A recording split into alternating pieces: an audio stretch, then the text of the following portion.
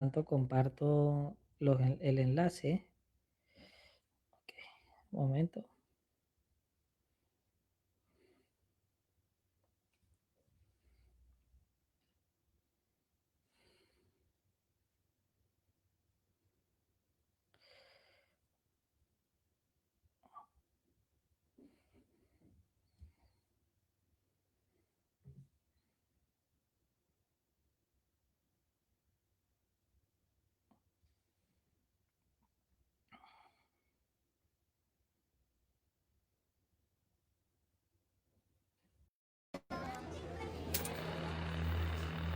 We're on the cutting edge of technology and discovery. This coming January, a space shuttle will be launched carrying one of America's teachers. The shuttle flies like a commercial aircraft. Challenger, you are free to take off now. The voice came on the loudspeaker and said the vehicle has exploded. If you lived through the 70s, the country needed something to feel good about. NASA said we're looking for our first group of astronauts to fly a space shuttle. We're going to open space up to more people. First Asian American to fly. First woman, the first African American. I had the thoughts of science and space, astronauts. That wasn't the kind of thing a black kid thought about. You know, how do you get to do something like that? They were wonderful. We were about to start an interesting journey together. Krista believed that she could do extraordinary things. She also believed that everybody could do extraordinary things. She had full faith in NASA. NASA was always the good guys, the right stuff. You realize they're really rolling the dice. My dad, he said, I don't care who you tell, the shuttle is going to explode. 3, 2, 1. How could they let this happen? Eso le damos la bienvenida a este webinar del Grupo Astronómico del Zulia. Hoy tenemos como invitados a nuestro amigo Audio Leal y a nuestro amigo Francisco Galué, miembros de la agrupación y personas que por muchos años han sido nuestros expertos en el área de la exploración espacial, en la aeronáutica. Así que daremos comienzo a una charla donde Audio y Francisco nos van a exponer todo el contexto que llevó a cabo este evento, desde su concepción, su desarrollo y cómo ocurrió el accidente y por qué. Al final vamos a tener una sección de preguntas y respuestas y voy a invitar a cada uno que pueda participar. Así que, bueno, primero que todo, bienvenido Audio y bienvenido Francisco. Gracias, Adiel. Gracias, Adiel. Gracias. Bueno, estamos en vivo por la página del Grupo Astronómico del Zulia en Facebook. Estamos allí, nos pueden seguir. También tenemos nuestra cuenta de Twitter, que o ahora X, la vamos a compartir al final también. Y podemos dar comienzo a nuestro webinar dedicado a este interesante tema. Okay. Así que, bueno, Audio, te doy la palabra. Adelante. Ya, bueno, Adiel, gracias por tu presentación, o sea, por presentarnos. Efectivamente, Francisco, que es presidente del GAS en la actualidad, y mi persona, que soy miembro activo. En estos días, pues, se cumplieron 40 años del accidente espacial más impactante hasta ahora en la historia. Han habido otros, lamentablemente, con saldos de pérdidas de vida, que siempre es desafortunado y siempre se lamenta. Pero el caso del Challenger es un caso muy particular, digamos. Desde el punto de vista mediático. Es uno de estos hechos, digamos, que se puede decir en algunos casos marca generación, o por lo menos la gente recuerda qué estaba haciendo cuando el evento ocurrió. De hecho, Frank, te pregunto, porque Adiel obviamente pues, de los tres es el más joven de los tres. Frank, ¿qué recuerdas tú? ¿Cómo te enteraste del accidente del Challenger hace 40 años? Bueno, hace 40 años yo estaba en Maracaibo, estaba estudiando cuarto año de bachillerato y bueno, yo seguía ávidamente las noticias del programa del transbordador espacial en los únicos medios que había en ese momento. No existía internet y mucho menos las redes sociales. La única fuente de información que habían era el diario Panorama del estado Zulia y las noticias de los medios de comunicación de la televisión venezolana abierta. Yo seguía las noticias a través de los artículos de Panorama cuando le daba una cobertura a los vuelos y yo estaba siguiendo particularmente esta misión que se había propuesto un sinnúmero de veces. Ese fatídico día del 28 de enero de 1986, yo llegué a la casa siempre llegaba cerca de la 1:30 a la casa y bueno, y en ese momento mis padres me dijeron que el Challenger había explotado. Y eso, bueno, eso cayó como un balde de agua en ese momento. Y bueno, mamá en ese momento con las cosas del Challenger no quiso llamarme para ver la repetición del lanzamiento donde no se veía el Challenger explotando. Y bueno, tuve que esperar unos días. Después al día siguiente fui a comprar el diario Panorama y salió referido en primera plana lo del accidente del Challenger. Y como el entonces presidente Jaime Lucinchi de Venezuela había enviado condolencias a su colega Ronald Reagan por lo del accidente. Y después con el paso del tiempo, bueno, fui viendo, fueron surgiendo las noticias de lo que había pasado y meses después que la investigación llevó las causas del accidente. Sí, sí, bueno, fíjate, yo hace 40 años, yo era un niño de 7 años. Entonces yo recuerdo que yo estaba cursando estudios de segundo grado de primaria y después de almorzar, yo tengo 2 hermanas menores, digamos. La menor de todos yo le estaba dando unas golosinas, algo así, y la otra hermana me manda ya, o sea, me dice, papá te llama, ve al cuarto, me dice. Yo estaba en ese momento en la sala de la casa, me acuerdo. Y bueno, yo fui al cuarto, le pregunté a papá qué pasaba. Y papá siempre ha tenido la costumbre de ver las noticias, siempre. De hecho, por eso es que es una persona muy actualizada en todos los temas. Y recuerdo que él se reclinó y me dijo, mijo, acabo de ver en las noticias, acaban de decir como un extra, como eran las cosas en la Venezuela de ese tiempo. Él no me supo decir el nombre del vehículo, pero yo sabía que era el Challenger porque el día anterior habíamos visto la noticia casualmente de que lo iban a lanzar ese día.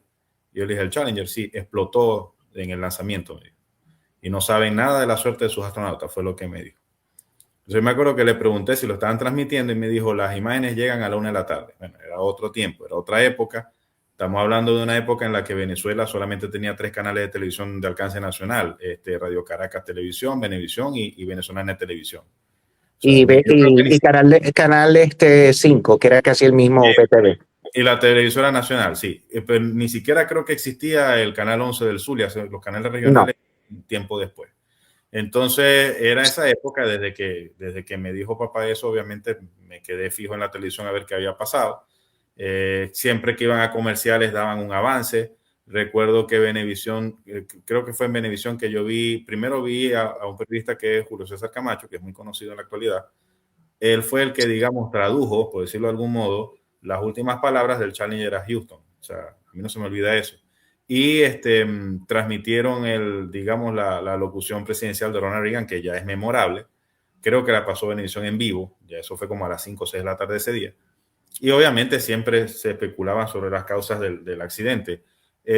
Tiempo después, la cobertura giró en torno a lo que sería la recolección de los restos y obviamente sobre las teorías que después se confirmó que fue lo que conllevó al desastre. Es verdad que fue un evento que de niño me impactó porque verdad que es algo... Sí. Yo recuerdo que cuando papá me comentó, yo pensé inicialmente que de pronto la nave había explotado en la rampa y me impresionó hasta cierto punto más ver que explotó en el cielo. O sea, de verdad que es algo que uno no se le olvida. Exacto. Claudio, ya nos explicarás durante la charla, pero mencionaste que recuerdas que tradujo las últimas palabras del transbordador a Houston, las tradujeron en televisión. ¿Recuerdas cuáles fueron esas palabras?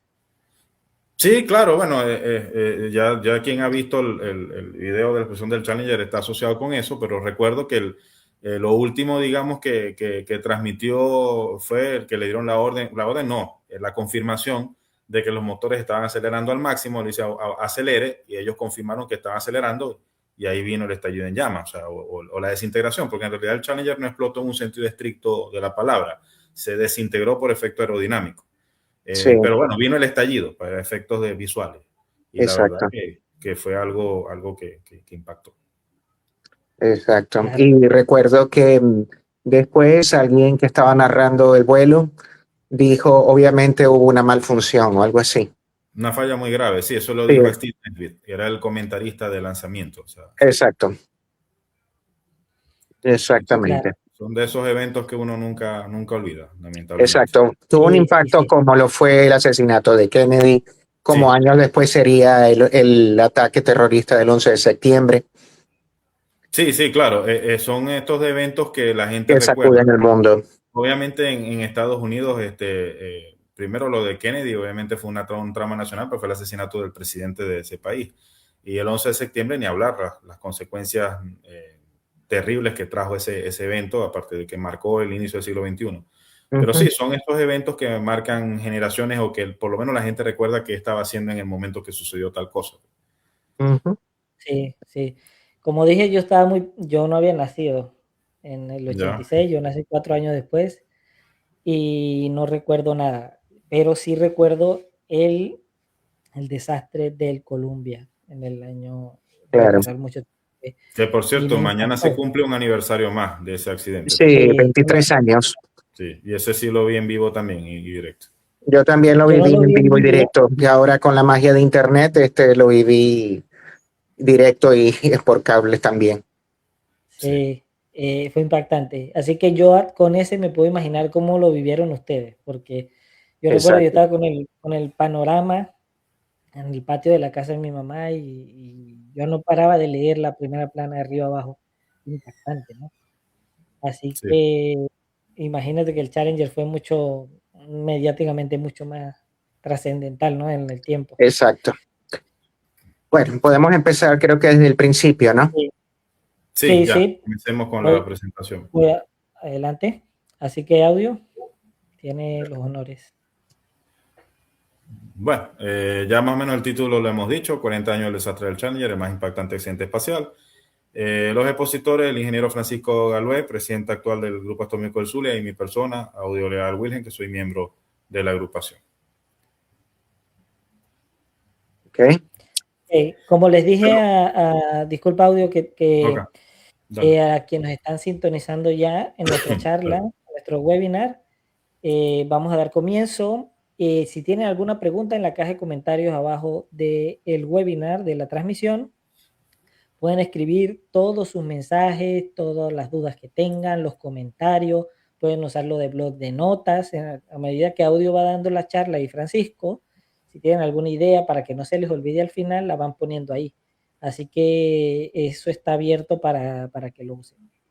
Y bueno, al final podemos conversar e intercambiar ideas y preguntas. Así que ahora sí, Audio, no te interrumpo más.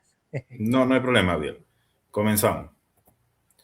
Obviamente, antes de hablar del accidente del Challenger, nosotros tenemos que hablar del contexto en el cual estaba el programa espacial del transbordador en esos tiempos. Eso va a ser esencial para entender un poco qué fue lo que desgraciadamente llevó a que ocurriera este desastre. Para empezar, cuando el hombre llega a la Luna en el año 69, en el programa Apolo, si bien el programa Apolo fue algo impactante también, en el punto de vista positivo, fue el gran salto, como lo denominó Neil Armstrong en su época, primero hombre en pisar la Luna, pero el programa Apolo fue algo que se diseñó como algo de momento, es decir, era algo que tenía, digamos, sus días contados desde el principio, porque básicamente era, digamos, la pugna de la Guerra Fría. Por eso fue que se llegó a la Luna. Esa es la gran realidad. Entonces la NASA tenía que reinventarse y tenía que plantearse un escenario a mediano y largo plazo de qué era lo que iba a hacer en el espacio. Ellos obviamente vislumbraron que, digamos, la explotación, en el buen sentido, de la órbita baja de la Tierra iba a tener digamos, mayores repercusiones y mayores beneficios para el avance científico y tecnológico, y la gente iba a apreciar más eso que seguir, digamos, insistiendo en explorar la Luna, por decir algo. Entonces ellos vislumbraron tener una estación espacial en órbita terrestre, pero vislumbraron también un medio que fuese lo más rutinario posible para poder alcanzar esa estación espacial. Ellos desde un primer momento apuntaron a una nave espacial que fuese totalmente diferente a lo que hasta ese momento se conocía. Estamos hablando de lo que era el Mercury, el Gemini y el Apolo, pero que fuese reutilizable, porque ellos partieron de la premisa de que si el vehículo fuese reutilizable, esto a la larga iba a abaratar los costos. Ellos apuntaron a un vehículo que volara lo más rutinariamente posible, lo más frecuente posible, para bajar los costos de lanzamiento y los costos de emisión, hacer un acceso, digamos, rutinario y económico al espacio, y de esa manera también mantener una presencia humana en órbita terrestre. Eso es lo que ellos se plantearon entre finales de los 60 y principios de los 70. Y eso conllevó, con ciertas modificaciones, a lo que fue el programa del transbordador espacial. El primer transbordador espacial salió de la planta de montaje en el año 77 y fue el transbordador Enterprise, que si bien no estaba diseñado para ir al espacio, tenía, digamos, la configuración aerodinámica para hacer las pruebas aeronáuticas en tierra, porque una fase bien difícil, digamos, del vuelo espacial, me adelanté un poco, hay que recordar que el transbordador despegaba como un cohete y se buscaba aterrizar lo más convencionalmente posible a una aeronave, pero lo iba a hacer sin motores. Entonces, esa fase de aterrizaje sin motores era lo que la NASA consideraba la fase más aeronáuticamente difícil del vuelo. Entonces, ellos necesitaron hacer varios ensayos en tierra para validar, digamos, el perfil aerodinámico del transbordador y así, digamos, proseguir con la construcción, digamos, con la construcción de los vehículos que ya iban a estar destinados ya así a ir al espacio, a tener condición orbital. Entonces, el Enterprise salió de la planta en el año 77, se realizó 5 vuelos de prueba, los vuelos fueron catalogados como exitosos, reunieron datos de valía para poder modificar el Columbia, que se estaba construyendo casi en paralelo, y el Columbia volaría en el año 81. Lamentablemente, que esto es algo que los de la NASA no consideraron en su momento, la tecnología, digamos, que hacía posible el transbordador espacial y que lo hacía reutilizable, era demasiado compleja de operar. Demasiado compleja, y cuando tú tienes un sistema muy complejo, eso acarrea obviamente gastos y costos enormes. Eso fue algo que ellos subestimaron en los 70. Lamentablemente el programa, al ser un vehículo muy complejo, eso conllevó gradualmente a retrasos. De hecho, la primera planificación para que el transbordador volara al espacio fue en el año 79 y vino volando finalmente en el 81, porque entre otras cosas, los motores principales del transbordador eran los más poderosos en su tipo en esa época, y fue un desarrollo muy complejo de tenerlos, digamos, operando al 100%. Y también el sistema de losetas térmicas que permitía al transbordador reingresar con seguridad. O sea, fueron dos avances tecnológicos que todavía le faltaba, digamos, un cierto nivel de madurez para que los vuelos fueran, digamos, posibles. Una vez que el programa ya entra, digamos, en actividad a partir del año 81, no estuvo exento nunca de retrasos, y más bien los costos se dispararon. La NASA buscaba incluso, y de hecho lo hizo durante un tiempo, lanzar, por ejemplo, satélites comerciales al espacio como una manera de ir recaudando fondos. Pero ya para esa fecha existía mucha competencia en lo que era la iniciativa de lanzar satélites comerciales al espacio, como es el caso, por ejemplo, de Arianespace. Arianespace lanzaba satélites comerciales a principios de los 80 y los costos eran muy competitivos, eran mucho más económicos que lo que podía, digamos, costearse para lanzar un satélite con el transbordador. La NASA no tuvo otra opción en esas fechas que subvencionar los vuelos. Y bueno, en pocas palabras, el programa fue más complejo, digamos, de lo que ellos preveían, fue mucho más costoso de lo que ellos preveían. Eso obviamente empezó a generar, digamos, cierta resistencia por parte del público e incluso hasta por parte de los políticos a la hora de financiar el programa, porque lo veían como un elefante blanco. Y así, por lo menos en los primeros 5 años, se puede decir que fue, por más que la NASA trató de vender la idea de que el programa iba a ser, en algún momento de su vida operativa, iba a ser rutinario y económico. Lo otro que también a la larga fue un error estratégico es que ellos querían que todos los lanzamientos espaciales, tanto, digamos, de cargas científicas como de cargas comerciales, fueran con el transbordador espacial. Incluso hasta sondas planetarias se iban a lanzar con el transbordador. Y eso también, digamos, a la larga se vio que fue un error estratégico, porque si bien los cohetes desechables eran desechables, es decir, eran descartables, no había mayor aprovechamiento en eso, pero eran mucho más económicos. y en este tipo de cosas también la economía manda. Esa realidad poco a poco fue enturbiando el programa del transbordador espacial y fue añadiendo una presión que fue creciendo conforme avanzaban los años. No sé si tienes algo que agregar al respecto, Frank. Sí, bueno, como ya les dijo Audio, bueno, el programa del transbordador espacial nació como nuevo objetivo de la NASA, ya después de la época post-Apolo, y el transportador espacial prácticamente fue vendido como una nave multiusos, como una navaja suiza con diferentes funciones. Sí. Poner satélites en órbita comerciales, poder construir gigantescas instalaciones en el espacio, en órbita baja, enviar misiones, pruebas, sondas espaciales al espacio profundo, etcétera, etcétera, etcétera. Y desgraciadamente, bueno, y supuestamente el transbordador iba a volar hasta 60 veces al año, es lo que se había estimado originalmente. Y de esa forma, bueno, por supuesto, si tú vuelas mucho más al año, los costos se iban a ser mucho más bajos.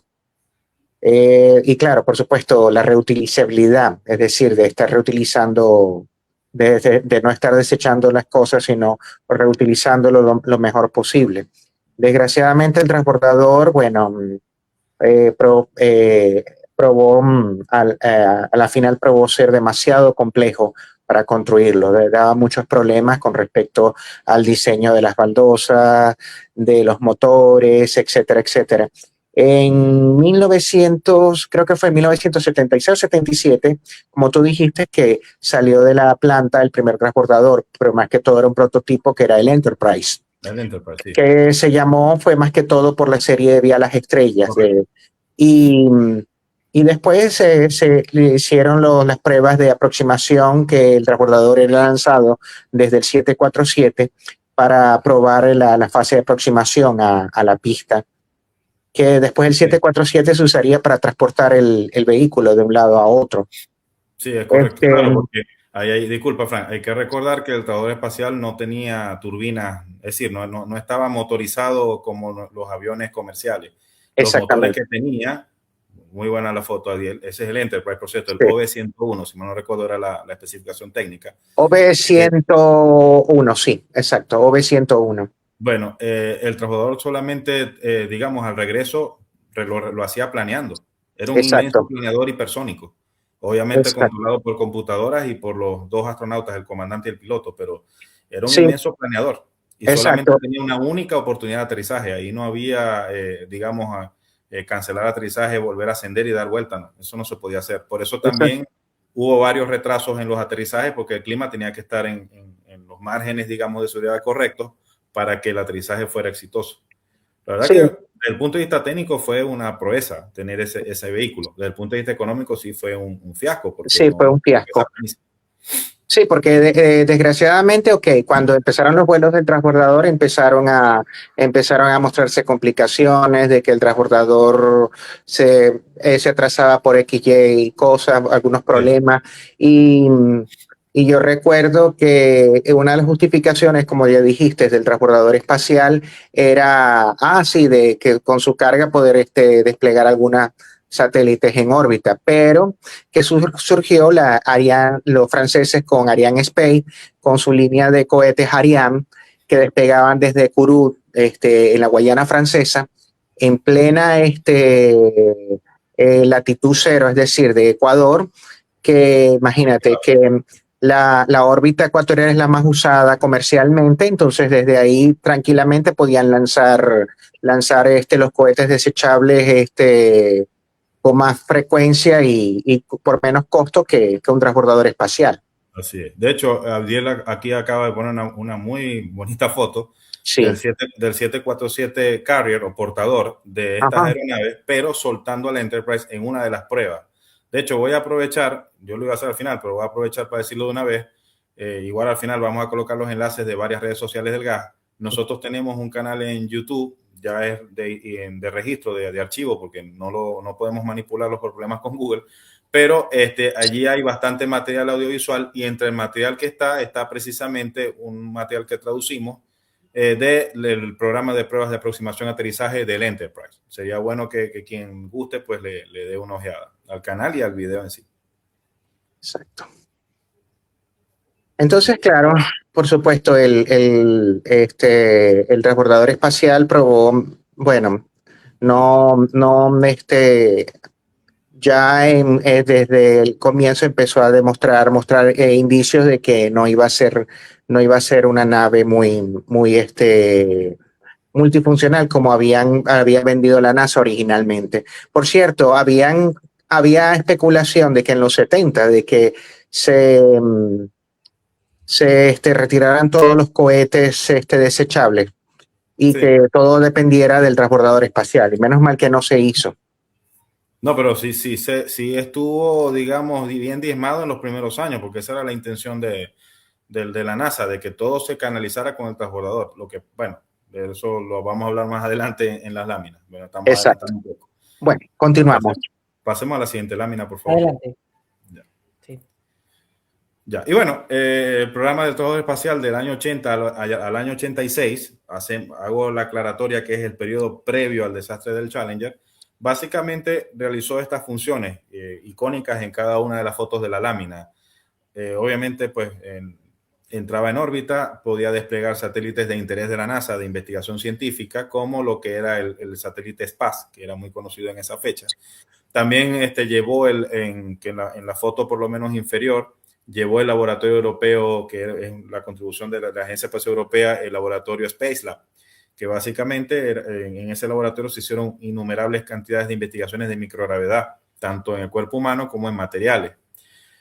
Un aspecto que, bueno, a mí como ingeniero mecánico me impresiona mucho es por lo menos que en el transbordador se llevaron a cabo varias misiones de reparación de satélites. Acá ven una, creo que es la misión STS-51A, donde se reparó un satélite, si mal no recuerdo, un Intelsat, o no, el Westar creo que era una foto icónica de esa misión, pero fueron varios los satélites que se repararon. El primer satélite que se reparó fue el Solar Max, que vamos a ver más adelante porque fue a bordo del Challenger. Y un aspecto que ya mencionamos, que la NASA buscó, digamos, atraer fondos, digamos, fue la capacidad del transbordador de lanzar satélites comerciales al espacio. Y lo ven en esta fotografía de extremo derecho, donde se está lanzando un satélite, digamos, de comunicaciones. Obviamente, ahí hay que aclarar algo. El transbordador colocaba en órbita el satélite, en una órbita provisional, pero el satélite constaba de un cohete auxiliar, que era el que lo llevaba a la órbita geoestacionaria. Los transbordadores no alzaron en cuanto a altura más de 900 kilómetros de altura, más de 600 kilómetros de altura, pero los satélites de órbita geoestacionaria están a 36.000 kilómetros. Simplemente estos satélites se colocaban porque contaban con un motor auxiliar que los llevaba a situarse en esa posición. Entonces, bueno, el transbordador básicamente cumplió variadas funciones en ese periodo de tiempo. Más adelante vamos a ver que hubo cambios, pero eso lo vamos a decir en láminas futuras. No sé si tienes algo que agregar, Francisco. No, bueno, el transbordador espacial antes del accidente del Challenger cosechó ciertos triunfos, ciertos logros. Y por cierto, el transbordador creo que se ponía de esta forma, como una paleta, para él desplegar los satélites perpendicular a la Tierra, como para desplegar los satélites en órbita geoestacionaria. Sí. Pasamos a la siguiente lámina. Uh-huh. Ya, como nosotros dijimos al principio, la NASA buscó varios recursos para tratar de popularizar lo más posible el programa del transbordador, y una de esas vías, aparte de indirectamente demostrar que el transbordador iba a ser un vehículo rutinario y económico o relativamente accesible, empezó a invitar a gente, particularmente políticos, para obviamente buscar apoyo.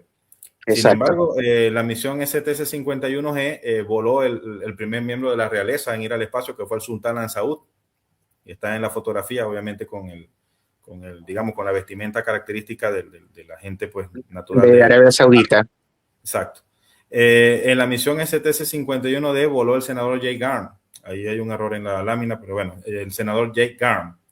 Y luego volaría el congresista William Nelson en la misión 61C. Obviamente la NASA hizo este tipo de acuerdos o de arreglos para tratar de primero de popularizar el programa y en el caso de los políticos para tratar de buscar apoyo político, porque como ya nosotros dijimos, muchos veían el programa del trabajador en esos años como un elefante blanco, como algo que básicamente lo que se estaba era, digamos, haciendo un gasto de fondos y no se le veía, digamos, el objetivo real. Y bueno, haciendo este tipo de maniobras, pues de algún modo, la NASA buscó crear cierta simpatía en, por lo menos, el sector político, que es el que maneja los fondos, a fin de cuentas. Sí, Entonces, bueno. NASA, desgraciadamente, con lo del transbordador espacial, desarrollando el sistema del transbordador espacial, descuidó un poco lo que eran las misiones robóticas al espacio, sí, al sistema solar. Y entonces, debido a eso, NASA estuvo un tiempo sin poder lanzar misiones, sondas no tripuladas al espacio, al sistema solar. Yo quisiera agregar que el vuelo del sultán del primer saudí en el espacio fue movido a que Reagan, fue como una cortesía de Ronald Reagan, entonces presidente Ronald Reagan, de que Arabia Saudita había autorizado a Estados Unidos de poner bases militares en su territorio. Y de esa forma, bueno, es como una cortesía, bueno, de que hubiera una misión donde volara este astronauta saudí. Y, bueno, muchas decisiones políticas en ese sentido. Y, como ya decíamos, el transbordador, bueno, a raíz del transbordador hubo misiones que fue criticado porque hasta NASA había descuidado lo de explorar el sistema solar. Por ejemplo, se había planteado para el año 86 lanzar una sonda para sobrevolar el cometa Halley cuando volviera otra vez y esa debido a los recortes presupuestarios nunca pudo ir. Y mientras que las otras naciones como la Unión Soviética, Japón y Europa habían lanzado sus sondas, Estados Unidos fue una de las grandes ausentes en ese sentido. Sí, de hecho, la sonda que en esa época se acercó más al Halley fue europea, fue la sonda Giotto, fue la que logró las mejores fotos del núcleo. Exacto. Entonces, sí, fue una década, como tú bien señalas, Francisco, muy pobre en cuanto a exploración del sistema solar por las vías robóticas. La NASA básicamente estaba viviendo de los éxitos de los 70, cuando se lanzaron las Voyager, que fue el gran programa, digamos, de sondas planetarias, sobre todo para la investigación de los planetas exteriores. Y básicamente eso, pero fue una década muy pobre. Invirtieron demasiado, por decirlo de algún modo, en lo que era el programa espacial tripulado. Es decir, ellos gastaron todos los fondos del banco en desarrollar el transbordador espacial. Sí, sí, exactamente. Básicamente descuidaron en la exploración del sistema solar. Sí. Pasemos a la siguiente lámina. Obviamente. Ya. El Challenger, el protagonista, digamos, de lo que fue el desastre, este vehículo fue el segundo de los transbordadores en ir al espacio. Fue el segundo transbordador espacial en tener esta condición. Marcó varios hitos técnicos dentro de la flota, que es digno recordar. Pero lo irónico es que el Challenger, en verdad, originalmente lo que era una estructura de pruebas de alta fidelidad, o sea, una estructura de pruebas, un modelo de pruebas estructurales. Básicamente era el Challenger originalmente. Porque en realidad la NASA inicialmente tuvo la idea de convertir a vehículo espacial el Enterprise, el que vimos anteriormente en el programa de pruebas de aproximación. El detalle era que ellos hicieron el cálculo y convertir al Enterprise en un vehículo, digamos, de capacidad espacial iba a ser mucho más costoso que agarrar esta estructura, que estaba denominada en esa época como STA-99, y convertirla en un vehículo espacial, entre otras cosas porque la estructura tenía varios espacios ya definidos. Al Enterprise tendrías que hacerle varias modificaciones que eran muy cuantiosas y muy tediosas. Y básicamente lo que tenía la estructura era que incorporarle los elementos de los módulos faltantes. Entonces ellos hicieron el cálculo y vieron, sale más rentable, digamos, convertir esta estructura en un vehículo espacial de 100% orbital. Y eso fue lo que ellos decidieron e hicieron. El Challenger lo pasaron de ser una estructura de pruebas estructurales a ser el segundo vehículo de la flota, el segundo vehículo espacial. De hecho, Esa imagen de arriba es la estructura que tú nos mencionas, ¿no? Sí, La imagen sí, qué bueno que lo señalas, Adiel. Esta imagen es el Challenger, pero mucho antes de ser nave espacial como tal. Aquí era una estructura de pruebas de vuelo. A principios de los 70. Un artículo de pruebas estructurales, me confundí. Esto. De principios de los 70. Sí, cuando el Challenger ya entra a nivel, digamos, operativo, tuvo varios hitos técnicos. Para empezar, era poco más de 1 tonelada más ligero que el Columbia, que fue el primer vehículo de los transbordadores en ir al espacio. Obviamente recuerden que el peso es un factor fundamental en las naves espaciales. Mientras más ligera es, obviamente más carga va a poder llevar. Exacto. Un elemento que también favoreció lo que acabo de decir es que el Challenger fue el primer vehículo de la flota que se le colocaron motores principales que tenían un rendimiento ligeramente superior a los motores originales de los primeros vuelos del transbordador. Un rendimiento Colombia normal es 4% mayor. O sea, y ese rendimiento permitía aún más colocar cargas un poco más pesadas en órbita que originalmente, digamos. Tenía una cubierta térmica que reemplazó varias losetas en áreas no críticas. Creo que la cubierta térmica reemplazó más de 600 losas, si mal no recuerdo. Fue el primer transbordador que tuvo en la cabina lo que se conoce en la aviación militar como el HOT, es decir, la pantalla de visualización frontal. De hecho, acá vemos una captura de lo que fue el primer aterrizaje del Challenger, pero visto desde el HOT.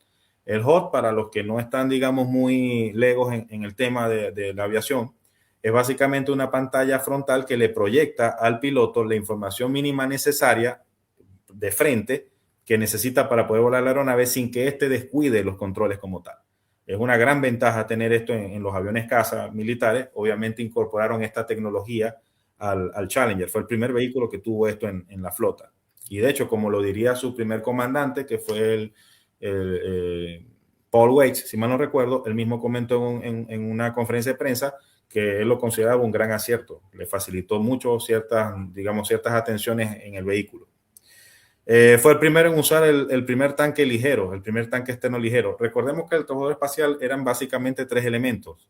El transbordador en sí, que le dicen orbitador, porque era el vehículo que iba a entrar en órbita, el tanque externo que iba a alimentar los 3 motores principales del orbitador y los propulsores sólidos. Incluso desde antes del primer vuelo, la NASA siempre buscó aligerar el peso del tanque externo porque era la pieza desechable del sistema. Y mientras más liviano era esa pieza, pues obviamente más carga iba a poder llevar al espacio el vehículo. El Challenger, la misión STS-6 fue la primera misión del Challenger fue la primera que voló con un tanque externo que era de una aleación entre litio y aluminio, lo que lo hacía mucho más, si mal no recuerdo, 10.000 libras más liviano, unos 4.500 kilos menos de peso, digamos. Y ven obviamente una foto del Challenger siendo llevado hacia Cabo Cañaveral para ser preparado para su primer vuelo, porque esta foto fue cuando recién fue entregado en el año 82. ¿Tienes algo que agregar, Frank? Sí, el transbordador, el OB-099, pasó a ser un vehículo operativo a partir de abril de 1983. Claro. Ellos, inspirados en las experiencias que habían tenido con Columbia, ellos habían hecho mejoras para el diseño del Challenger y de esa forma se ahorraron mucho peso. Y de paso, el Challenger, su nombre viene del HMS Challenger, de una nave británica, creo que sí, que fue un hito en la exploración oceánica. Casi todos los transbordadores han tenido nombres de naves, de embarcaciones históricas. Es correcto. La Challenger es la nave que tú haces referencia, es del explorador inglés William Cook. Yo tuve una biografía de él hace muchos años. Sí, por cierto, no lo sabía la relación y cuando vi el nombre me llamó la atención y cuando investigué me sorprendí. Y otra cosa también, el Challenger fue también el módulo lunar de la última misión que alunizó en la luna del Apolo 17. Bueno, hasta el momento última misión. Hasta el momento. Ya previo al programa Artemisa en español, Artemis en inglés. Ajá, exacto. Y bueno, sí, tuvo unas grandes mejoras el transbordador. Que por cierto, cuando Challenger entró en operación, Columbia entró en lo que se llama Orbiter Maintenance Down Period. O sea, es un periodo de mantenimiento en que después de varias misiones los transbordadores eran retirados para hacerles una revisión profunda, hacer mejoras y todo eso. Entonces, cuando Columbia se retiró por un tiempo. Por eso, Challenger fue el transbordador que lideraba los lanzamientos, para después siendo secundado por sus naves hermanas posteriores, que serían Discovery y Atlantis. Correcto, correcto. Uh-huh. Pasemos a la siguiente lámina. Ya, el transbordador espacial Challenger, antes de la misión que lamentablemente terminó en tragedia, cumplió 9 misiones exitosas. De hecho, ya Frank adelantó algo. En esos años, del año 81 al año 86, fue el caballo de batalla de la NASA, o sea, fue el vehículo de la flota, porque fue el que más misiones llevó a cabo. Yo leí en una oportunidad, a ver, Frank, no sé si tú estás al tanto de esto, creo que sí, que Gordon Fullerton, que fue uno de los que comandó el Challenger en la misión 51F, el 19º vuelo de transbordadores, él comentó que el Challenger era el que la NASA prefería para cierto tipo de misiones, porque precisamente como había sido una estructura de pruebas, antes de ser convertido en vehículo orbital, tenía una resistencia de cargas tal que, digamos, el azimut de trayectoria lo hacía de manera más eficiente que incluso con las naves más recientes en ese momento, que eran el Discovery y el Atlantis. Eran menos pesados, pero eran menos eficientes en el azimut de lanzamiento por esta relación, digamos, que tenía el Challenger en las alas, lo que son las cosas. Eso lo comentó él en una Sí. Cada nave, cada transbordador tú los ves iguales, pero te pones a verlos con detalle y tiene sus diferencias. Columbia era muy pesado, incluso, bueno, eso lo vamos a hablar más adelante, pero Columbia, antes de sufrir el accidente que lo terminó de destruir, se habían rumores de que lo iban a retirar, porque ya no había sentido porque las demás naves eran más ligeras y Columbia era muy pesado, entonces lo iban a retirar y, por supuesto, ir a un museo. Entonces, bueno. Sí, bueno, ahí Agriel puso un buen composite, digamos, de todos los trabajadores que llegaron a ser orbitales. El Columbia, el Challenger, el Discovery, el Atlantis, el Endeavour. Están, de hecho, en la secuencia de antigüedad, digamos. Exacto. Obviamente el campeón de la flota terminaría siendo el Discovery, que fue el que llevó a cabo más misiones, pero en verdad cada uno marcó época y marcó historia. Exacto. Bueno, haciendo un resumen del Challenger, que es el protagonista en este momento, el Challenger, por ejemplo, tuvo 9 misiones exitosas. La primera misión fue la misión STS-6, es decir, el sexto vuelo del programa de transbordador, vuelo inaugural en el año 83. Se colocó en órbita en esa misión el primer satélite de relevo de datos de la NASA para comunicación con naves espaciales. El TDRS. En ese vuelo se hizo la primera caminata espacial norteamericana en casi 9 años. En la misión 7, que fue su segunda misión, segundo vuelo, voló la primera astronauta norteamericana en el espacio, la doctora Sally Ride, lamentablemente ya fallecida. En la misión STS-8 fue el primer astronauta afroamericano, como lo llaman ellos allá, o sea, de raza negra, pero de origen norteamericano, en ir al espacio.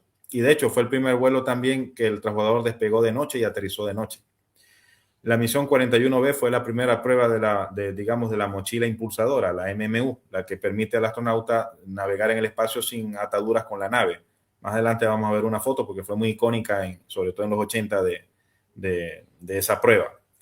En la misión siguiente se utilizó la MMU, pero para la primera reparación de un satélite, el satélite de investigación solar SolarMax, que fue la primera reparación hecha a bordo del transbordador. En la misión 41G fue el primer vuelo con 7 astronautas. De hecho, en esa misión hubo el hito de que hubo la primera norteamericana que caminó en el espacio, la astronauta Katherine Sullivan. En la misión 51B fue un vuelo de investigación de microgravedad en el Laboratorio Europeo de Spacelab. Y la penúltima, porque la lámina, creo que la conversión no la convirtió exacta, pues la penúltima misión fue la misión STS-51F, el 19º vuelo, que fue un vuelo dedicado netamente a la investigación astrofísica. Por cierto, a la larga sería el único aborto que hubo en el programa en vuelo, el aborto hacia la órbita. Al Challenger se le apagó un motor, el motor central, pasado los 5 minutos 45 segundos de vuelo, pero ya tenía suficiente velocidad y suficiente altura como para entrar a una órbita más baja, pero estable. Y de hecho la misión se pudo llevar a cabo sin ningún problema. Sin ningún problema adicional, pero fue un susto y fue a la larga la única situación así que ocurrió en el programa. Y algo que no sale quizás por la conversión del PowerPoint, pero que está en la lámina, la última misión exitosa fue la misión STS-61A, que fue la primera misión pagada por Alemania. y también tuvo un hito que fue el único vuelo que en un solo vuelo habían 8 astronautas. Tiene esa categoría. Fue un vuelo de investigación en el Space Lab, pero pagado por Alemania. Esa misión fue en octubre del 85 y desgraciadamente sería la última misión exitosa de esta nave. No sé si tengo que agregar, Francisco. Sí, el Challenger cosechó varios triunfos en el programa de transbordadores espaciales. El transbordador, sin embargo, no llegaba a calar en el sentido de que llegaran a volar tanto como habían dicho originalmente. Creo que para 1985 lo máximo que se había volado del Challenger junto con sus demás naves madres había sido 9 vuelos al año. Y, por cierto, ya se habían visualizado ya problemas con los cohetes reforzadores, con los SRB, que las juntas tóricas o O-rings estaban dando problemas. Y ya había indicios de que había misiones de que por alguna casualidad no acabaron en desastres. Pero dejemos eso para más adelante porque eso lo vamos a hablar más adelante. Exactamente, pero ya se están visualizando problemas en ese sentido con el transbordador. Sí. Pasemos a la siguiente lámina. Bueno, en la siguiente lámina básicamente tenemos una fotografía de lo más representativo de algunas de las misiones exitosas que cubrió el Challenger. La misión STC-6, la primera caminata norteamericana en casi 9 años desde el Skylab, hecha por Story Musgrave y Donald Peterson. En la misión 7, la primera norteamericana en el espacio, la doctora Sally Ride, lamentablemente fallecida ya hace unos años. En la misión STS-41B, el astronauta Bruce McCadill, lamentablemente también fallecido, pero él fue el primero en probar la MMU, la que hablábamos, la mochila impulsadora, que ellos podían estar en el espacio sin ataduras con la nave. Ese mismo dispositivo fue clave para la reparación de satélites Solar Max, que sería en la misión siguiente, la misión 41C. Y fue el primer satélite reparado en el transbordador. En la misión STS-41G caminó en el espacio la primera norteamericana, Katherine Sullivan, aquí la vemos. Y en la misión 61A, que tuvo el hito, digamos, de tener 8 astronautas en un solo vuelo, fue la primera misión pagada por Alemania. Varios años después, en el Columbia, pagarían un segundo vuelo de investigación biomédica. Este fue el primero. Fue en octubre del año 85 y fue la última misión exitosa del Challenger. Pasemos a la siguiente lámina.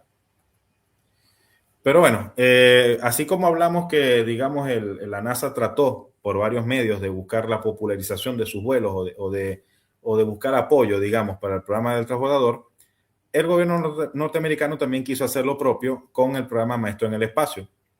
Este fue un programa que lo anunció el entonces presidente de Estados Unidos, Ronald Reagan, el gran comunicador, como se le dice allá, y que básicamente lo promulgó o lo hizo público el 27 de agosto de 1984. El maestro seleccionado tendría que dar unas 2 lecciones de 15 minutos a bordo del transbordador espacial, transmitidas en vivo y directo a las escuelas de ese país. Obviamente se recibieron más de 11,000 aplicaciones, solicitudes, como pueden imaginar, era una oportunidad de oro en la vida para una persona. Aquí vemos obviamente el logo de lo que fue ese programa, el Teacher in Space, el maestro en el espacio.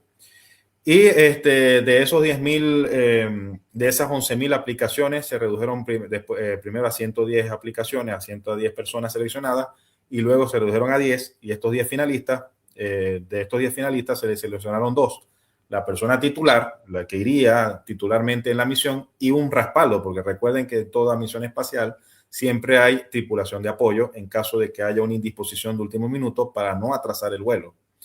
Quedó obviamente la recordada Christa McAuliffe, que la vemos en esta foto original de la NASA, como la titular que había ganado el puesto, digamos, y la maestra Barbara Morgan sería su suplente. O sea, tendría que entrenarse con Christa porque en el caso hipotético que Christa tuviese una indisposición poco tiempo antes de volar, la misión no se atrasaba, sino que subía Bárbara.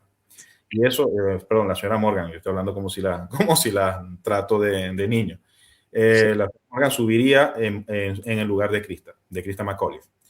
Entonces, bueno, este programa fue muy publicitado, como se pueden imaginar, eso obviamente a la larga ahondaría un poco más la tragedia. También porque esta señora, Christa McAuliffe, se ganó la simpatía pública. Tenía un carisma que arrastró multitudes literalmente. O sea, si vemos los programas de entrevista de esa fecha, lo podremos ver. Y eso pues hizo más hondo el pesar, pues por la desgracia que sucedería. No sé si tienes algo que agregar, Francisco. Sí, yo creo que el programa del Maestro en el Espacio fue como una forma de vender de que los vuelos del transbordador espacial iban a ser rutinarios, sí. Cosa que al final no llegó a hacerlo. No, y suficientemente seguros. O sea, seguros, exactamente. La imagen que volar al espacio ya con el transbordador era casi que una persona común y corriente como una profesión tan noble como un maestro podría llegar al espacio. Y por supuesto hubo bastantes solicitudes para aplicaciones y esto. Yo creo que una de las cosas, vi un documental de que Christian Corrigan McClive, llegó a ser seleccionada, era porque ella pensaba llevar un diario. Correcto. Un diario de la misión, y que eso, tú sabes, como los antiguos colonos que llevaban diarios de todo lo que pasaba y todo eso, que eso fue lo que sirvió de gancho para ella poder. Y si mal no me equivoco, fue en julio 17 o 19 de 1985 que el entonces vicepresidente George Bush, padre, anunció el ganador, que había sido Christa McClive. Me acuerdo muy bien que yo estaba en Caracas pasando unas vacaciones con mis primos, y vi en el Universal que decían Christa McClive va a ser la primera maestra en el espacio y todas esas cosas. Sí, eso fue el 19 de julio del 85. O sea, fue cuando hicieron oficialmente el anuncio, digamos. Exacto. Pasemos a la siguiente lámina. Obviamente Christa no iba a ir sola en el vuelo. La misión fue seleccionada, o sea, seleccionaron varios astronautas para ese vuelo. De hecho, curiosamente sería una tripulación muy diversa si lo revisamos en aspecto general. El comandante Francis Scobie, que ya había sido un veterano, de hecho él fue el piloto de la misión que referimos del Challenger 41C, la primera reparación del Solar Max. El piloto Michael Smith, que iba a hacer su primer vuelo, había sido seleccionado astronauta en el año 81. Todas las fotos que están viendo allí son el perfil oficial de ellos. La especialista Judy Resnick, súper inteligente, aparte de bella, muy súper inteligente. Ella era ingeniera eléctrica, tenía un doctorado en esa carrera. Había volado, era veterana, había volado en la misión inaugural del Discovery, la misión STS-41D. Así que ya había volado al espacio.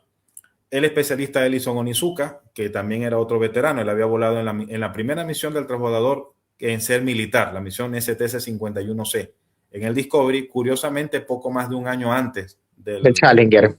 Del vuelo del Challenger. Otro veterano era el especialista Ronald McNair. Él había volado en el vuelo donde se probó por primera vez la mochila impulsora, la MMU, en la misión STS-41B.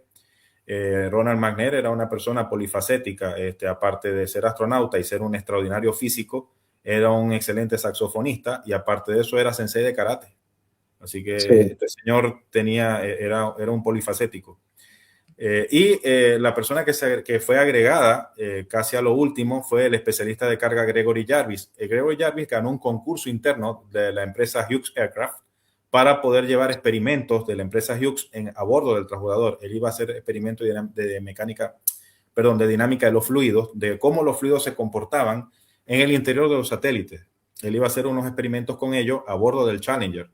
Inicialmente, hay algo curioso con Gregory Jarvis. Inicialmente, él había sido seleccionado para el vuelo de la misión STS-41D, pero lo sacaron porque prefirieron meter al senador Jay Garn, que ya lo mencionamos en unas láminas pasadas. Lo restipularon para la misión STS-61C, que a la larga se iba a hacer en el Columbia. Lo volvieron a sacar para meter al congresista Bill Nelson, que también lo referimos en una lámina pasada, y lo refijaron para el vuelo del Challenger. Y bueno, sí, estos astronautas eran los que iban a acompañar a Christa McAuliffe en su vuelo. Por cierto, Francis Scobie, Judy Resnick, Ellison Onizuka y Ronald McNair habían sido astronautas del grupo de los 35 nuevos muchachos, es decir, el grupo que se seleccionó expeditamente para ser entrenados para el transbordador espacial en el año 78. O sea, ellos ya tenían años, digamos, unos años en el programa. Exacto. Michael Smith, como ya lo referí, él fue seleccionado en el año 81, en el segundo grupo de astronautas ya dedicados al transbordador. Era un novato, creo. Era Sí, su primer- de hecho, novatos en el vuelo iban a ser Michael Smith, Gregory Jarvis y obviamente Christa McAuliffe. Los demás ya eran veteranos. Claro. No sé si tienes algo que agregar, Francisco. Sí, yo recuerdo que Judy Resnick estaba junto con Sally Ride para ser la primera mujer estadounidense en el espacio. Pero se decantaron por Sally Ride porque Sally Ride se veía seria y Resnick era muy, muy extrovertida, ¿me entiendes? Y ya que dices de Ronald McNair, él era saxofonista, él era miembro de una banda formada por astronautas llamada Max Q. Y él era amigo del famoso músico francés electrónico llamado Jean-Michel Jarre. Correcto. Y él, en esa misión, él iba a tocar un solo de saxo que se iba a grabar del espacio para incluirlo en el disco de Jean-Michel Jarre que vendría ese mismo año llamado Redembus. De hecho, la Ron's Peace se iba a llamar el tema. Y de sí, hecho, pero después se iba a llamar Redembus 6, por decirlo algo. Y después, en honor a él, se llamó el tema de Ronald, algo así, que lo hizo un saxofonista. Sí, como en honor a él, en homenaje. Sí, exacto, en homenaje a él. Sí. Bueno, esas extraordinarias personas iban a estar a bordo. Y otra cosa, la maestra McLife vino llegando a partir de septiembre, empezó a entrenar con los demás, con el grupo, con la tripulación, cuando tú sabes, cuando estos astronautas tenían ya años entrenando para estas misiones. Sí. Pasemos a la siguiente lámina.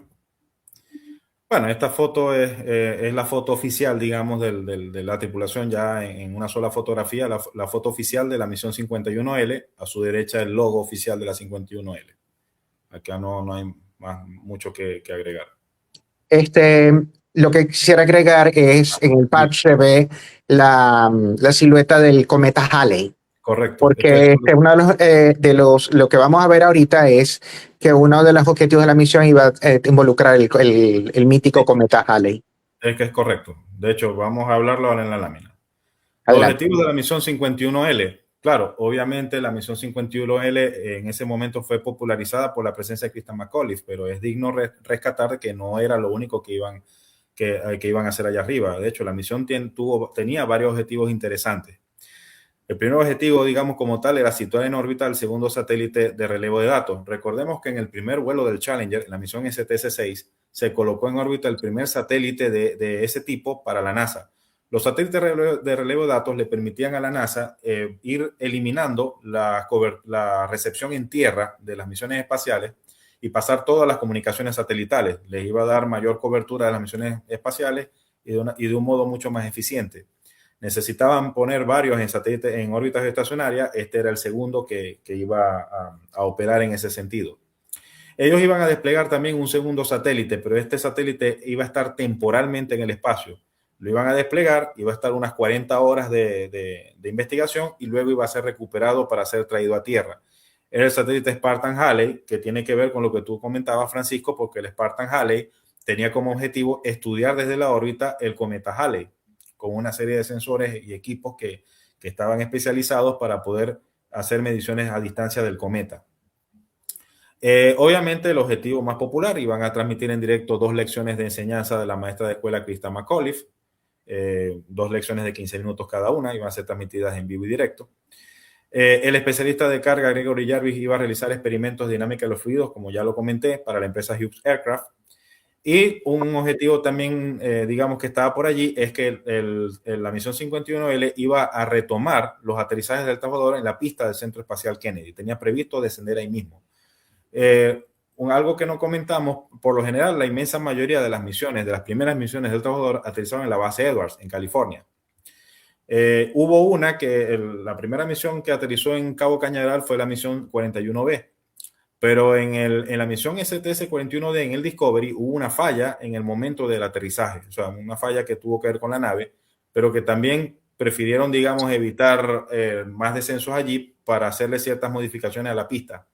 Entonces ellos dejaron por un tiempo de seguir aterrizando en Kennedy y mantuvieron a los orbitadores aterrizando en Edwards. Lo que pasa es que hacer eso implicaba trasladarlos de vuelta a Florida, que es donde está la base de lanzamientos, y eso obviamente implica costos. Entonces, el Challenger, irónicamente, iba a buscar retomar los aterrizajes en Florida para ir economizando costos de procesamiento. No sé si tienes algo que agregar, Frank. Sí, bueno, de atrás para adelante. Sí, en efecto, el transportador estuvo un tiempo que aterrizó por primera vez en Florida y volvió debido a una falla, volvió a aterrizar en California.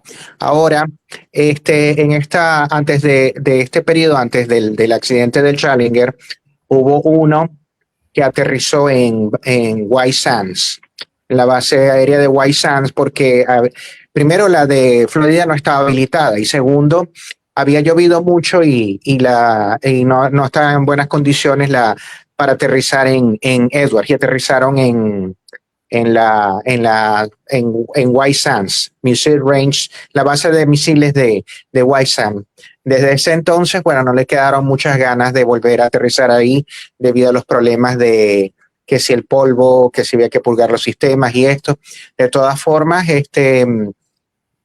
con el paso del tiempo se buscaba aterrizar en Florida, porque aterrizar en California era un costo extra de transportarlos de California hasta Florida. Incluso se llegaba a un punto de, por ejemplo, ya después de lo del accidente del Challenger, de estar un día más hasta que mejoraran las cosas en Florida y aterrizar. Y bueno, y volviendo al caso, sí, la misión 51L tenía esa misión de desplegar el satélite Spartan para hacerlo, al menos Estados Unidos pudiera hacerlo, hacer algo de ciencia con respecto a lo del mítico cometa Halley, de estudiar el cometa Halley y de una forma, pues el Spartan fue una forma de hacerlo un poco más económico. Sí, de hecho, la misión que tú refieres que aterrizó en White Sands, Nuevo México, fue la STS-3 en el Columbia, que hizo ese experimento, digamos. Uh-huh. Pasemos a la siguiente lámina. Exacto. Ya bueno, como todos sabemos, el 28 de enero del 86, tras varios retrasos, el Challenger fue lanzado al espacio y desgraciadamente ocurrió la tragedia. De hecho, Adiel, si puedes reproducir el video que te pasé, porque para que rememoremos un poco ese desgraciado momento. Lo voy a poner de nuevo. Sí. Engines at 65%, 3 engines running normally, 3 good fuel cells, 3 good APUs. Velocity 2,257 feet per second. Altitude 4.3 nautical miles, downrange distance 3 nautical miles.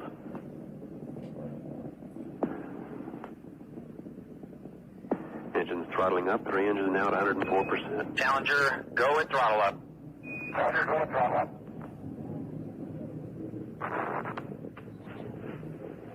1 minute 15 seconds. Velocity 2,900 feet per second. Altitude 9 nautical miles. Downrange distance 7 nautical miles.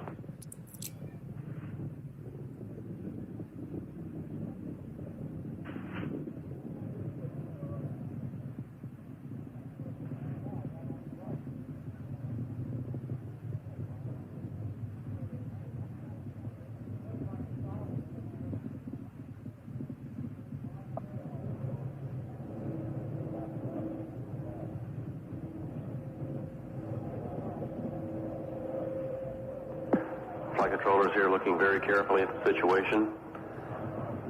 Obviously a major malfunction. Bueno, han pasado 40 años y no deja de impactar esas escenas. Uh-huh.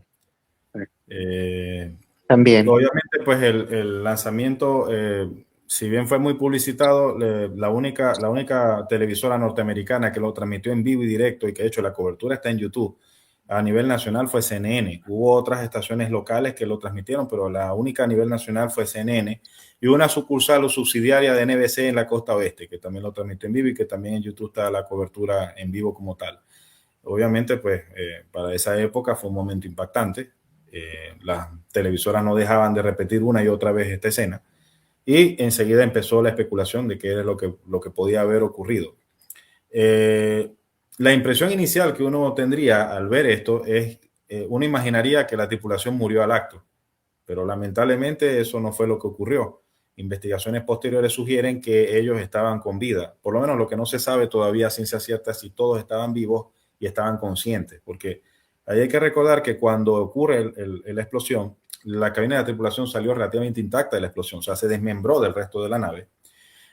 Obviamente ha debido de sufrir una tremenda despresurización porque la explosión fue a casi 20.000 metros de altura.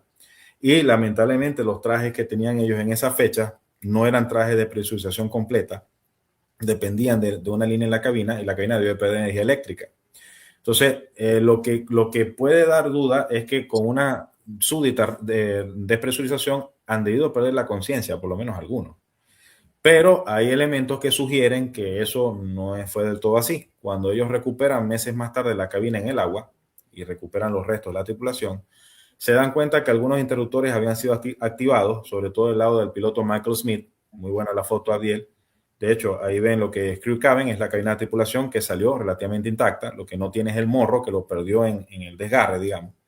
Pero cuando ellos hacen el análisis de los paneles, habían unos interruptores de energía eléctrica que estaban en una posición de encendido cuando en el lanzamiento estaban apagados y tenían que ser activados por alguien. Eso sugiere que Michael Smith, quizás en un digamos, vano intento por tratar de restablecer la corriente, trató de activarlo.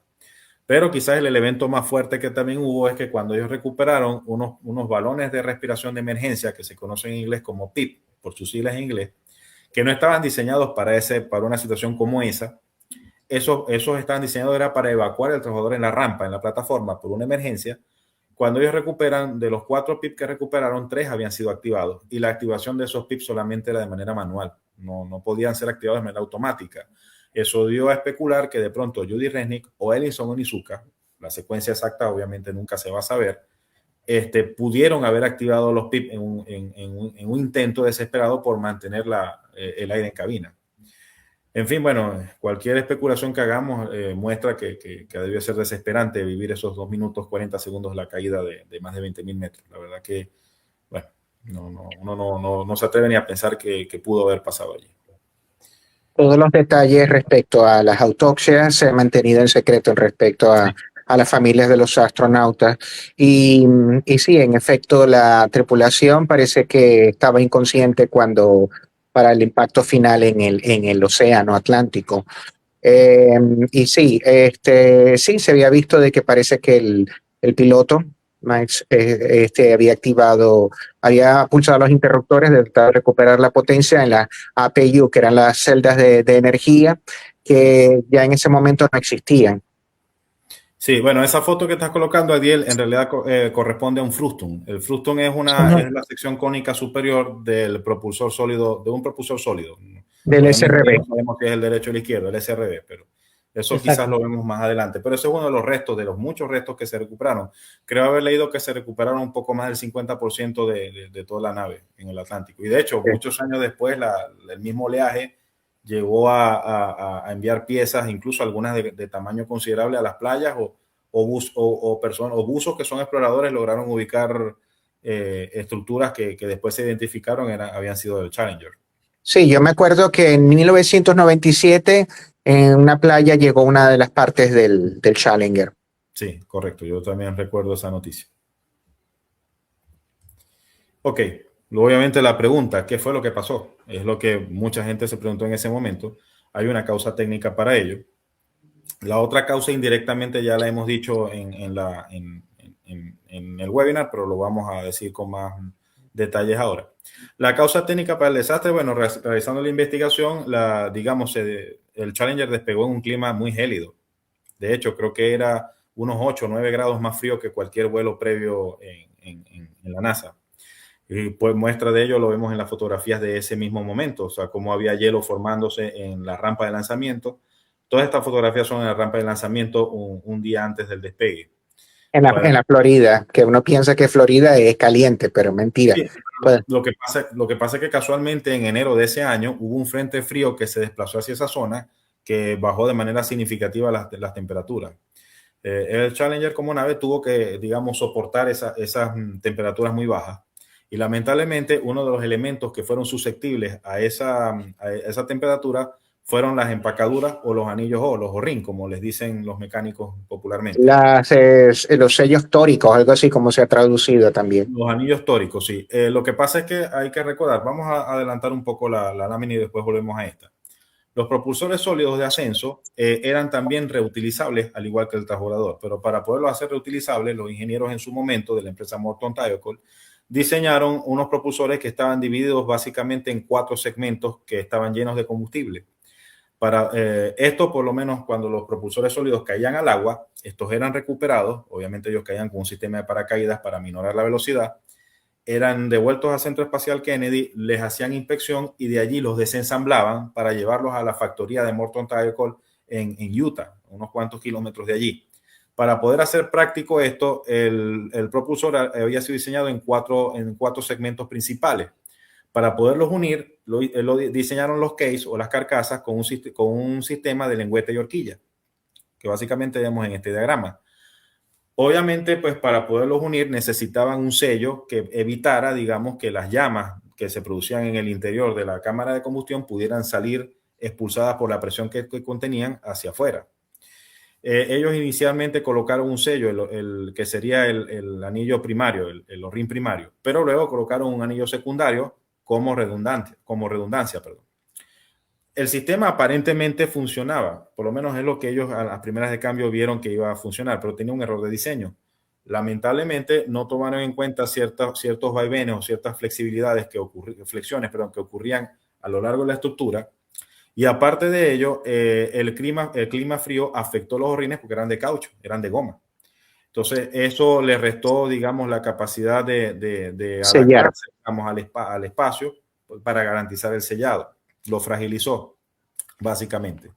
Entonces, en un momento dado, los O-rines estaban tan fragilizados que básicamente los 2 O-rines permitieron el paso de gases. De hecho, en realidad el Challenger ha debido explotar en la rampa, pero no lo hizo porque el propulsor sólido o el combustible sólido es una masa compacta que consta de polvo de aluminio, perclorato de amonio, un agente aglutinante y un agente endurecedor. Cuando se produce la ignición, se produce también algo de escoria, y esta escoria casualmente logró sellar de manera parcial la fuga, pero sin embargo una prueba de que los anillos fallaron fue precisamente la vista en esta fotografía de perfil, donde hubo una humarela negra.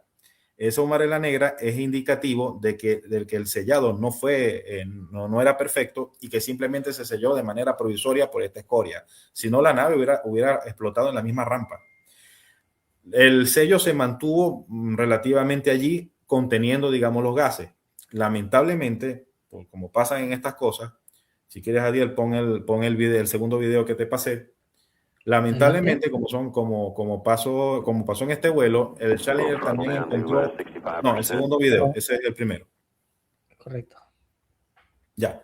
Lamentablemente, el Challenger en su ascenso consiguió unas corrientes de aire relativamente intensas. Todavía dentro de los márgenes de seguridad para lanzar, pero eran relativamente intensas. De hecho, ahí no se ve en el video, pero llevó a un vaivén a la nave. En ese vaivén, el sello se perdió, el sello temporal. Y ahí es cuando se produjo esa flama. La flama, obviamente, porque los anillos, las empacaduras habían fallado su función, estaban frágiles y estaban endurecidas, pues simplemente no sellaron la junta. Y por eso es que ocurrió la fuga de gases. De hecho, el primer indicativo en la telemetría de la fuga de gases es que el propulsor derecho empezó a perder presión. Y es obvio, porque estaba teniendo, digamos, una salida anormal, digamos, de las flamas de ignición. Esta flama fue también, digamos, fundiendo la estructura inferior del tanque externo. Llegó un momento en que llegó a consumir el hidrógeno del tanque externo. Eso se apreció en la telemetría, que la presión interna del tanque externo también empezó a descender. Y bueno, fue básicamente el origen de lo que desencadenó el desastre. Llegó un momento en el cual la flama llegó incluso a fundir los soportes inferiores del propulsor sólido derecho e hizo que este ligeramente impactara al tanque externo, desencadenando el desastre y consumiendo de manera inapropiada el combustible que existía allí. Entonces, bueno, esa fue la causa técnica, pero ¿por qué se dio esto? Hubo ingenieros que con varias antelación advirtieron que la Junta tenía un error de diseño, porque incluso ya desde el año 77, cuando se empezó a probar los propulsores sólidos, varios ingenieros advirtieron que la Junta no era confiable. Y como Fran lo refirió más o menos en unas láminas atrás, en varios vuelos previos del transbordador ya había habido, no paso de gases al nivel catastrófico, pero sí ya la Junta estaba dando señales de que el diseño no era el mejor. En el vuelo 17 de transbordadores se consiguió que el segundo ring estaba totalmente quemado. Logró contener parcialmente la fuga, pero ya era un aviso de que la Junta tenía que ser diseñada porque no era efectiva 100%. Y lamentablemente, por la NASA seguir presiones de horario, por la presión, por lo que hemos dicho, que el programa estaba siendo visto como un elefante blanco, estaba dando pérdidas y todo lo que ya hemos dicho anteriormente, hizo que la alta gerencia de la NASA se presionara a sí misma. De hecho, ellos doblaron los vuelos. Para el año 86 estaban previstos 16 vuelos de transbordadores, obviamente casi a una razón de 2 vuelos por mes, y no se podía dar el lujo simplemente de aplazar las misiones en caso de fallas técnicas, o en caso de fallas técnicas. Entonces, esto hizo que muchos ingenieros tomaran esta falla como una falla aceptable de vuelo. Parecerá mentira, pero es la consideración que ellos tuvieron en esa época en aras, digamos, de cumplir con el programa. Y lamentándolo mucho, pues eso conllevó al desastre que ya conocemos. No sé si quieres agregar algo, Frank. Sí, Roger Bichelot fue un ingeniero de dinámica, algo así en la Norton, en la Tyco, que fue la fabricante de los SRB, trató, junto con otros colegas, trató de parar el vuelo ese día debido a los indicios a las estadísticas que habían tenido los vuelos anteriores del transbordador espacial. Ellos pensaban de que el transbordador espacial iba a explotar en la plataforma. En la rampa, pero sí. no esperaban de que fuera a explotar a los segundos de que hubiera alzado el vuelo. Y él dicen que bueno, que hubo un acalorado debate el día antes del lanzamiento, y entonces ellos pidieron, la Junta pidió, bueno, danos unos minutos a la NASA, y entonces ellos dijeron una frase, no sé quién fue, que estaba presidiendo el comité, diciendo, bueno, tenemos que quitarnos los sombreros de ingeniero y ponernos los de gerentes. Sí. O sea, algo que, bueno, imagínense, eso, una frase que, bueno, sí, indignante. Que él cayó después en depresión. Sí, con Roger Bujolé y Bob Evelyn fueron los dos ingenieros, digamos, más... Exactamente. La voz disidente, digamos, que ellos pedían aplazar el vuelo porque básicamente, pues si bien no tenían datos al 100%, porque hay también que ser justos en algo, ellos ofrecieron alguna información de datos técnicos, pero no habían datos técnicos concluyentes como para aplazar el vuelo porque también hubo fuga en la segunda misión de transbordadores y no había clima frío. Eso era lo que decían los gerentes de la NASA. Pero la verdad se está moviendo en un terreno, digamos, que no era explorado por ambos. Entonces, la prudencia ha debido de prevalecer y por lo menos esperar a que digamos, hubiese una temperatura más favorable para poder aprobar un lanzamiento. Es curioso, yo me acuerdo que en julio de 1981, Mecánica Popular publicó en su portada un artículo sobre el transbordador espacial. Y él decía, 9 componentes del transbordador que no pueden fallar, y uno eran los SRB. Sí, y de hecho, claro, yo no tuve la revista, pero sí llegué a ver la portada, porque yo coleccioné Mecánica Popular, y recuerdo eso, que los 9 componentes que no pueden fallar en el taxi espacial, lo llamaron ellos. Bueno, taxi espacial. Sí, era una traducción del transbordador, taxi espacial también. Quizás si la consiguen, se pueda conseguir en Mercado Libre o algo. Es de julio de 1981. Sí. Seguimos. Bueno, consecuencias para el programa. Obvio, se tenía que rediseñar la junta. No se podía permitir una junta tan simple. De hecho, parte del rediseño se agregó un tercero ring, o sea, una tercera empacadura. Y a la junta se le colocó un calentador. Mantenía la junta a unos 25 grados al margen de la temperatura externa, precisamente para garantizar que la empacadura, pues, que no se fragilizara de nuevo el caucho que conformaba los anillos O. Se hicieron algunas mejoras en el transbordador. De hecho, se hicieron mejoras en los motores principales, porque si bien los motores principales del transbordador no contribuyeron al desastre, sí habían dado algunas fallas en vuelos previos. Entonces hacía necesario o se requería una mejora en la versión de los motores principales. Se cambió el traje de vuelo del tipo jumpsuit, que es un traje celeste, y lo podemos ver en el pietaje antiguo de la NASA, por la primera versión, que fue la versión LES. Después pasó la versión ACES, que fue la última que se utilizó en el programa. Básicamente era un traje, el traje que se cambió era un traje de egreso, donde incluso ya los astronautas contaban con un paracaídas para poder evacuar la nave si era necesario, precisamente por lo aprendido desgraciadamente con el Challenger, que la tripulación no tenía ninguna opción de escape. Esa es otra. La NASA confió tanto de manera tan ciega en este vehículo que ni siquiera previó la posibilidad de evacuar a la tripulación cuando las tripulaciones ya eran múltiples. En los primeros 4 vuelos del programa, sí, el Columbia contó con un sistema de eyección muy limitado, pero sí lo tenía, pero era porque en esos vuelos iba el comandante y el piloto, iban 2 astronautas nada más. Cuando ya las tripulaciones fueron múltiples, ya ese sistema se hacía inviable, se hacía impráctico, pero no se estableció un sistema de escape de emergencia, que eso hubiese podido hacer la diferencia con el desastre del Challenger. Se colocó el sistema de escape de práctica de emergencia, lo vamos a ver en una fotografía más adelante. Se pausó el programa por 2 años y medio, obviamente por todo el rediseño y buscar cambiar la cultura de la NASA. Una de las consecuencias fue que ya a partir de este desastre se limitó a los vuelos del transbordador solamente a misiones de interés científico de la NASA. O sea, ya el transbordador no se iba a utilizar para lanzar cargas comerciales al espacio. Para eso se restableció el programa con cohetes desechables como el Titán, como el Delta. O sea, no se iba a arriesgar vidas para poner satélites comerciales en órbita, y eso tiene cierto sentido. Perdón, tiene todo el sentido del mundo. Bueno, ya lo dije, el uso de nuevo de cohetes desechables para la puesta en órbita de satélites comerciales, la cancelación de las misiones militares por despegar desde la base aérea Vandenberg. Aquí hay que aclarar algo que no dijimos. Se tenía previsto un porcentaje de misiones que se iban a hacer exclusivamente militares. Recordemos que todavía en esos años existía la Guerra Fría, la pugna entre los Estados Unidos y la Unión Soviética, todavía en esos años. Entonces se tenía previsto que algunas misiones del transbordador se lanzaran desde la base aérea Vandenberg en California para órbita polar, para lanzar presumiblemente satélites de espionaje. Y de hecho se llegó a construir el complejo se conoce como Slick Six, allá todavía existe en la base aérea Vandenberg. Se llegaron incluso a realizar pruebas con el transbordador Enterprise, pero pruebas de factibilidad del sitio. Pero a raíz del desastre del Challenger, eso simplemente se canceló. Los militares sí siguieron con un cronograma de misiones militares, pero todas iban a ser lanzadas desde el Centro Espacial Kennedy. Abandonaron esa idea. Se canceló el uso del... Disculpa, Frank, déjame terminar y te doy la palabra. Se canceló el uso del sistema Shuttle Centaur para las sondas de exploración.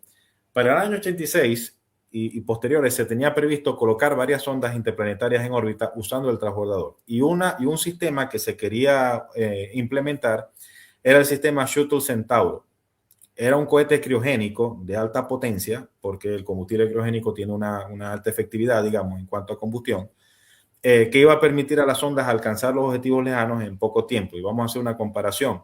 Inicialmente, la sonda Galileo, que llegó a Júpiter, tenía previsto ser lanzada en el transbordador, pero con el Shuttle Centaur, con este tipo de sistema de lanzamiento. Si se hubiese lanzado con este sistema, hubiera alcanzado Júpiter en 2 años y terminó alcanzándolo en 7 utilizando un cohete Iu, para que tengan más o menos una idea. El problema es que el sistema Shuttle Centauro era criogénico y era altamente volátil y altamente peligroso también. Ahí vemos una buena ilustración, Adiel, gracias, de lo que hubiese sido el sistema Shuttle Centauro. Era altamente volátil, era altamente peligroso, de hecho era una misión de alto riesgo, y la NASA, obviamente por razones de seguridad, cuando ocurrió el desastre, pues ellos descartaron este uso. Prefirieron obviamente esperar más tiempo en poner estas cargas en órbita que comprometer la vida de los astronautas asociados. Y utilizaron cohetes Iu que eran mucho más prácticos y mucho más seguros en cuanto al combustible.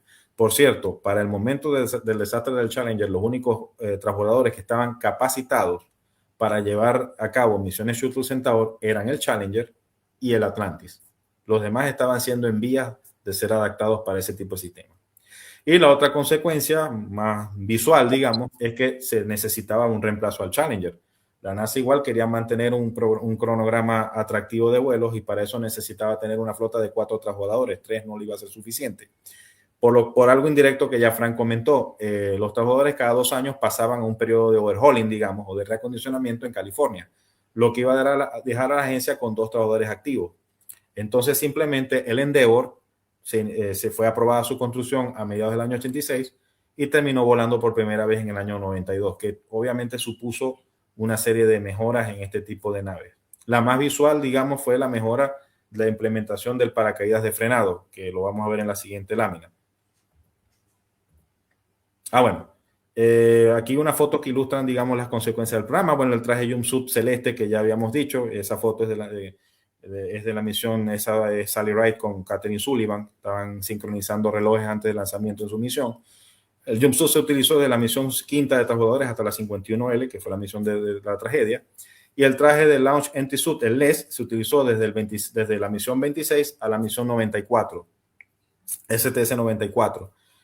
Como pueden ver, la principal diferencia visual es que es un traje de color naranja internacional para facilitar el rescate en el océano en caso de que ellos tengan que evacuar, y el traje incluía un paracaídas, incluía un pequeño equipo de supervivencia e incluso un arnés para poder salir del transbordador con el mecanismo que vamos a ver a continuación. Luego vino una mejora que fue el traje ACES, que es el Advanced Crew Escape Suit, el traje de escape avanzado, que a diferencia del traje LES sí incluye una presurización completa. En el LES era una presurización parcial, el ACE sí incluía una presurización completa. Y fue el que se terminó utilizando, y creo que una versión mejorada de este traje es el que se va a utilizar en el Artemisa 2.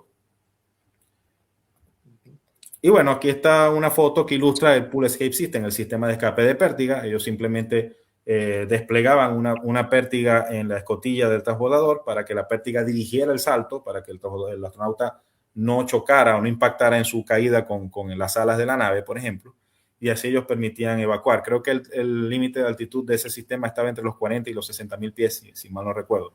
Tampoco es que tenían una opción en todo el momento de vuelo, pero por lo menos ya era algo más de lo que lamentablemente la Challenger tuvo en su momento. Frank, ahora sí te dejo hablar, disculpa que te Sí, como dijiste, bueno, hubo una serie de mejoras con el programa del transbordador. Estuvo en total 32 meses suspendido. La famosa comisión que investigó lo del Challenger fue la famosa comisión Roger, presidido por el exsecretario de Estado William Rogers, y estaban gente destacada como la Sally Ride, la primera mujer americana en el espacio, estaba Neil Armstrong, primer hombre en la luna, estaba Richard Dyson, Richard, el que fue científico nuclear que estuvo involucrado en el proyecto Manhattan, y estuvo el general de la Fuerza Aérea Donald Kutina, que bueno, y había otras personas como por ejemplo Chuck Yeager, que fue el primer primer humano en romper la barrera del sonido. Correcto. De ahí se destaca en la participación de la comisión fue Friedman, que no tenía pepitas en la lengua, y él investigó lo de las juntas, el problema con las juntas tóricas. A Kutina, él tenía un informante que le fue pasando los memos de lo que estaba pasando con lo de las juntas tóricas, que resultó ser la propia Sally Ride. Correcto. Incluso hubo un comentario de que un documental vi que ella de pronto estaba caminando, se le había atravesado, ella se le cayó algo, él le fue a ayudar y ella aprovechó de pasarle los informes al general Kutina. Kutina después, basado en esos informes, él llevó a Friedman a su casa hablándole del carro, de que mira, este carro, mira, tú sabes el problema que con la baja temperatura, los sellos y todas esas cosas, como para insinuarle y darle a Friedman la idea de que había habido un problema con las juntas tóricas. Y fue Friedman que él hizo la demostración con chupanza con Kutina del vaso de agua con el material, demostrando en vivo de que cómo las juntas se desgastaban por el efecto de la temperatura. Sí, entonces volviendo detrás del modelo a escala, pero este es Richard Feynman. Ajá, exactamente. Entonces, bueno, a raíz de eso se hicieron las mismas modificaciones. La cultura, bueno, de NASA, entre comillas, se modificó. Ya el transbordador ya no iba a ser lo que había prometido. Se suspendieron las misiones de base aérea Vandenberg, que por cierto, una iba a ser Buzz Crippen, que fue el piloto de la primera misión del transbordador espacial. Correcto. Iba a ser ese mismo año, 86, y a otras misiones se pospusieron, por ejemplo, las del Hubble, las del Galileo, de la sonda Galileo a Júpiter, y estaba también pautada con el mismo Challenger la misión para enviarla a Ulises, la sonda que iba a estudiar los polos de nuestro astro rey. Otra persona que prácticamente fue otro héroe anónimo respecto a para llegar a la verdad respecto a lo del Challenger fue John Young. John Young fue el famoso comandante de la primera misión del transbordador espacial. Él fue prácticamente la conciencia del programa y él estuvo insistiendo con la cuestión de la seguridad, de las cosas, de cómo la cultura de la NASA se había vuelto laxa con respecto a la seguridad. Y él había filtrado unos memos de seguridad creo que fue al Houston Chronicle respecto a lo que estaba pasando.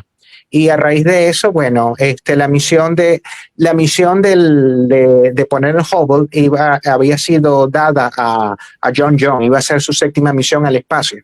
Pero desgraciadamente después del accidente del Challenger, John Young fue reemplazado y la tripulación se mantuvo intacta. Sí, bueno, totalmente, Fran. De hecho, lo penalizaron por lo que hizo. Exacto. Mira, te iba a comentar, otra persona que es conocida en la aeronáutica, digamos, que estuvo en la comisión Rogers, fue Joe Sutter, el padre del 747. Exacto. Exactamente, ese mismo. Y otro que fue editor editor de la revista Aviation Week and Space Technology, que es una autoridad respecto al programa, ¿cómo se llama? La aeronáutica y la exploración y el espacio. Ya, sí. Pasemos a la siguiente lámina. Bueno, una de las consecuencias del programa, como dijimos, fue la construcción del transbordador espacial Endeavour, OB-105, y vemos una foto cuando fue exhibido, rodado por primera vez a la izquierda, y su primer aterrizaje en la base aérea Edwards en la misión STS-49, una de las mejoras visibles, el paracaídas de frenado.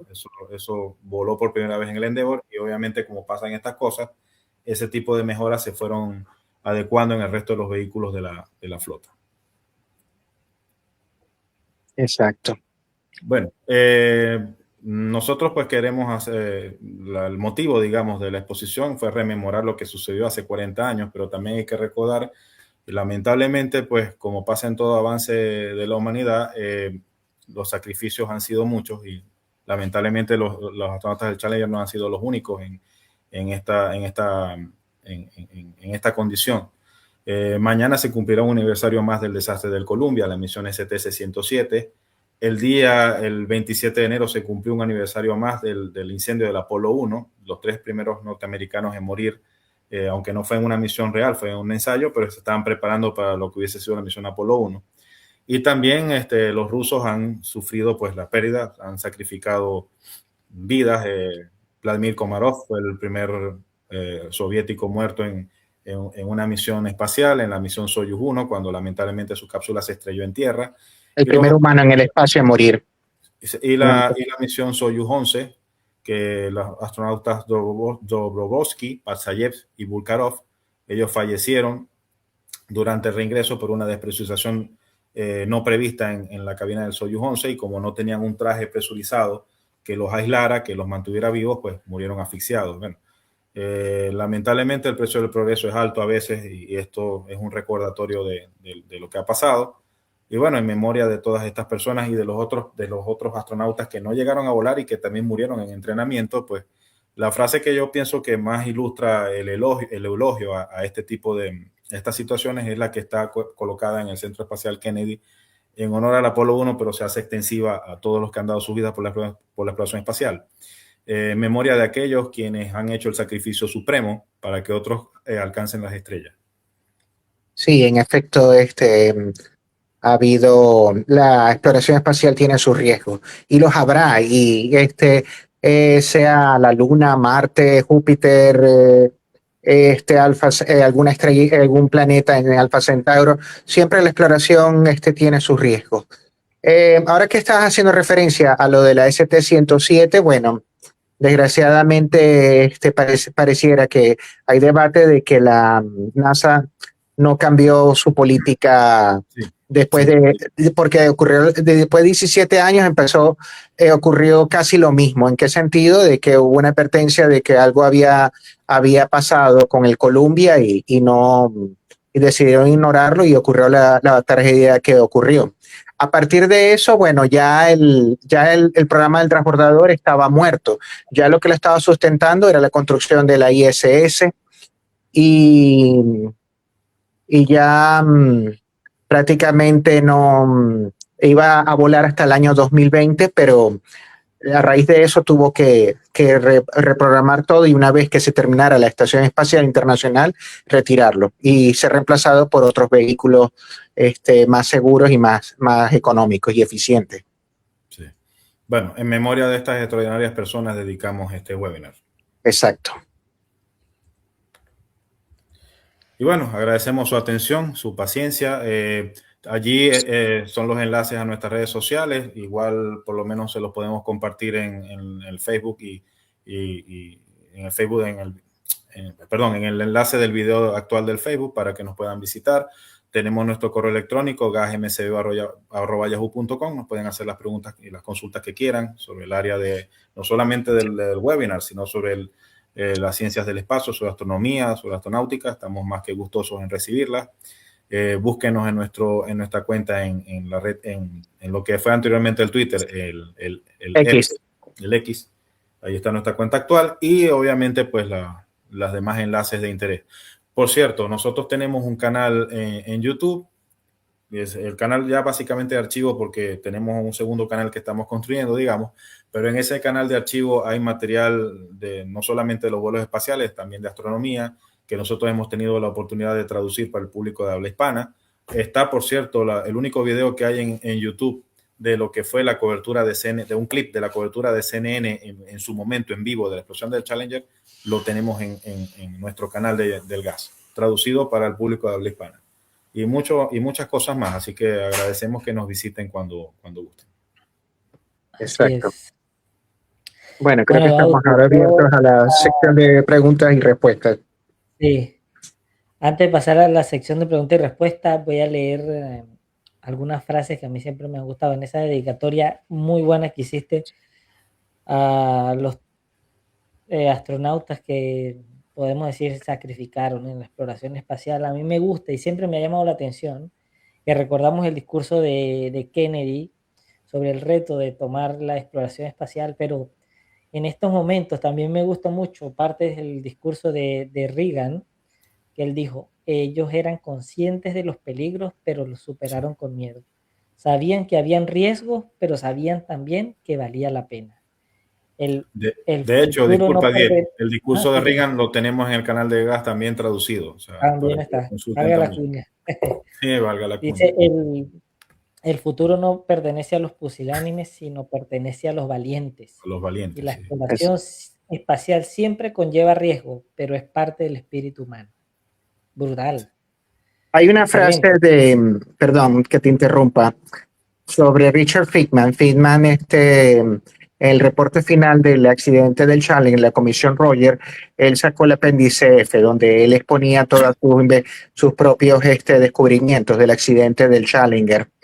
Y él concluye con tiene una cita que dice, para que una tecnología sea exitosa, la realidad debe prevalecer sobre las relaciones públicas, pues la naturaleza no puede ser engañada. Y en efecto, es algo que tiene que ser tomado en cuenta. Sí. Yo quisiera agregar que, para ser sincero, a raíz de la tragedia del Challenger, he estado a veces que veo cada misión espacial, cuando regresa, por ejemplo, la SpaceX, la Dragon, van al espacio y siempre estoy en expectativa diciendo, oye, que despliegue el paracaídas. Lo mismo es con estos vuelos que estaba haciendo New Origin, con llevar a turistas ricachones al espacio en el oeste de Texas. Cada vez que va al espacio, o sea, siempre cruzando los dedos y preocupado. Y creo que sentiré lo mismo cuando lancen el Artemis 2.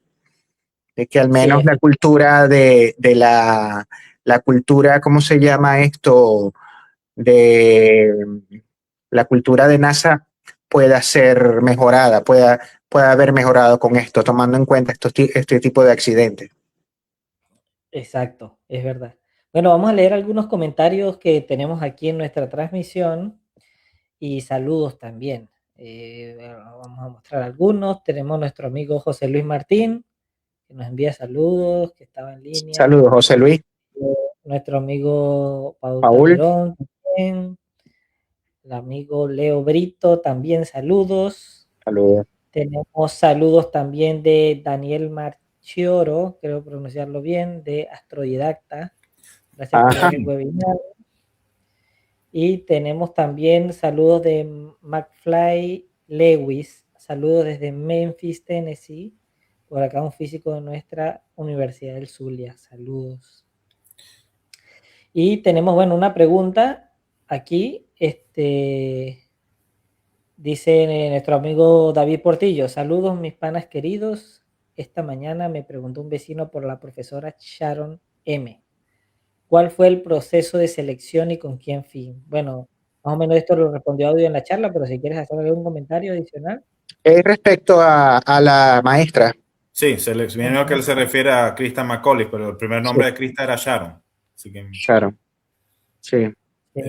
Mira, el proceso de el fin ya nosotros lo comentamos, el programa del maestro en el espacio, Teacher in Space. Ellos iban a seleccionar un maestro que diera 2 lecciones en órbita terrestre, es decir, a bordo del transbordador. Las 2 lecciones tenían que durar unos 15 minutos. Obviamente, pues cada maestro que iba a aplicar, que iba a hacer solicitud para ser considerado, para ser evaluado, tenían que proponer cuáles iban a ser esas lecciones y bajo qué fin y bajo qué motivo. Y ya Frank comentó en la presentación que Krista McCauley propuso lo que era un diario personal, porque ella decía que la historia no solamente lo hacían las grandes personas en la historia, sino también el ciudadano común, que anotaba por lo menos en los diarios o en su cuestión personal lo que sucedía, y a veces eso tenía conexión con ciertos eventos históricos. Eso es lo que ella decía.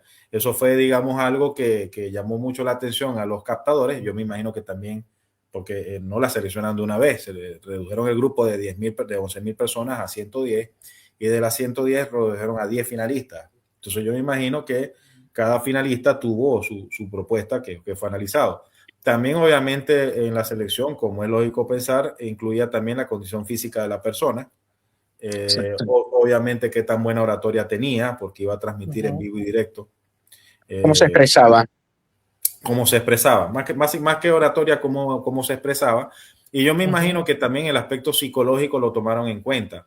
En una biografía que se hizo de Krista McCauley hace unos años, que yo tengo la suerte de tener grabada, comentaron que uno de los psicólogos, digamos, que le evaluó, la vio como la persona más estable de lo que ellos de los finalistas que ellos evaluaron, y eso fue un punto a su favor también. Entonces, bueno, básicamente esos serían los puntos que fuertes, digamos, que tenía que tener un candidato para poder optar por tener una silla en el transbordador espacial. Y me imagino que el carisma de ella también influiría, porque obviamente la persona que ellos eligieran como tripulante del transbordador iba a tener, digamos, toda la prensa encima, y más en esa época que la NASA más bien se quería vender bien ante la comunidad científica y ante la comunidad en general. Entonces, bueno, yo creo que eso sería lo que pesó. No sé, Fran, si tú tienes algo que... Sí, ante los contribuyentes más que todo. Y algo que quería hacia los contribuyentes, usted sabe, con la cuestión de los impuestos aquí en Estados Unidos, de que soportan el programa espacial y esto.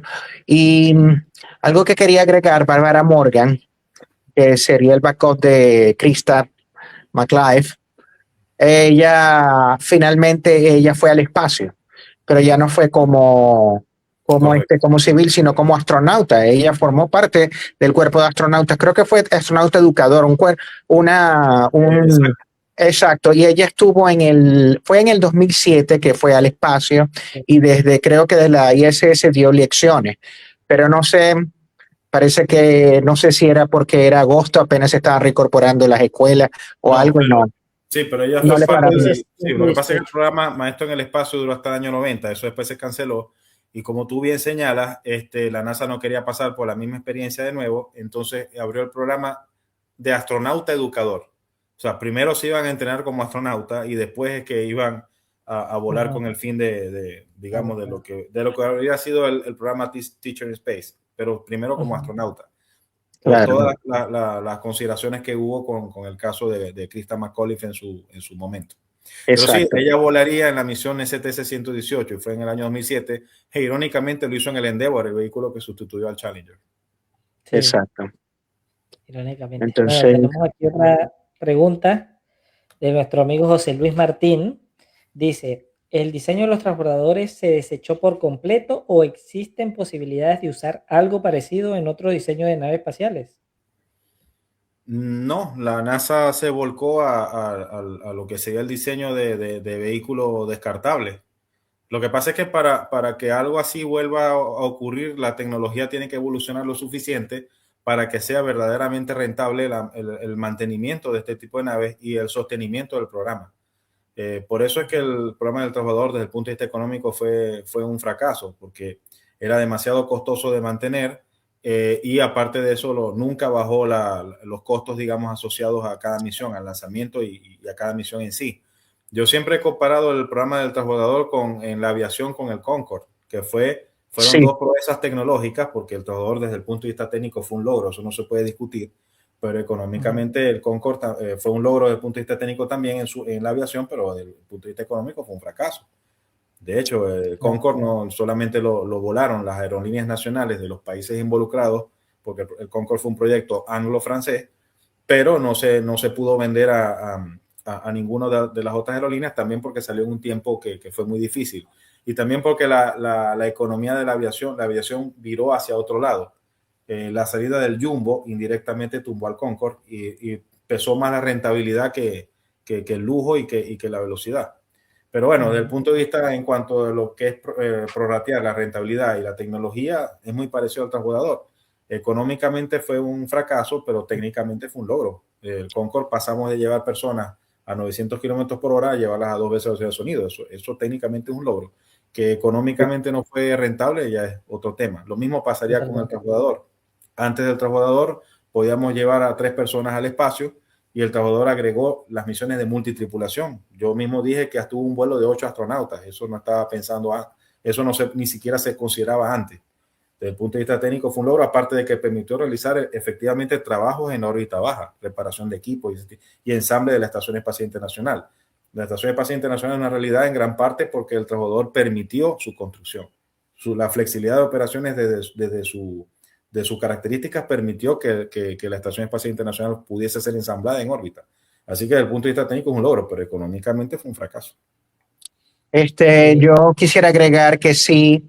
Bueno, el transbordador espacial, sí, en efecto fue como el Concorde. Yo también he hecho la misma analogía. El Concorde fue una maravilla, podías ir en 2 horas de Nueva York a París, a 3 horas o algo así. No. Y bueno, era una maravilla, pero desgraciadamente estaba la cosa de que consumía demasiado combustible, que si el estampido sónico era un problema, en fin, y de paso que su capacidad de pasajero era poca comparada con los aviones tradicionales. Sí, y sí, el transbordador espacial, bueno, digamos que en cierta forma vive en el X-37, el avión que es secreto, que es que lo opera el Departamento de Defensa. Yo creo que esa experticia sobrevive en ese avión espacial que vuela y está a 270, más de 1 año o 2 años en órbita haciendo unos experimentos que hasta ahora están clasificados. Y bueno, y también Exacto, el X-37, sí, de Boeing, de la Boeing, que ahorita lo opera el departamento, la Fuerza Espacial, más que todo. La Fuerza Espacial, que es el que ahorita lo está operando. Y está ejecutando una serie de experimentos de varios, de 1 o 2 años en órbita, quién sabe en qué. Claro.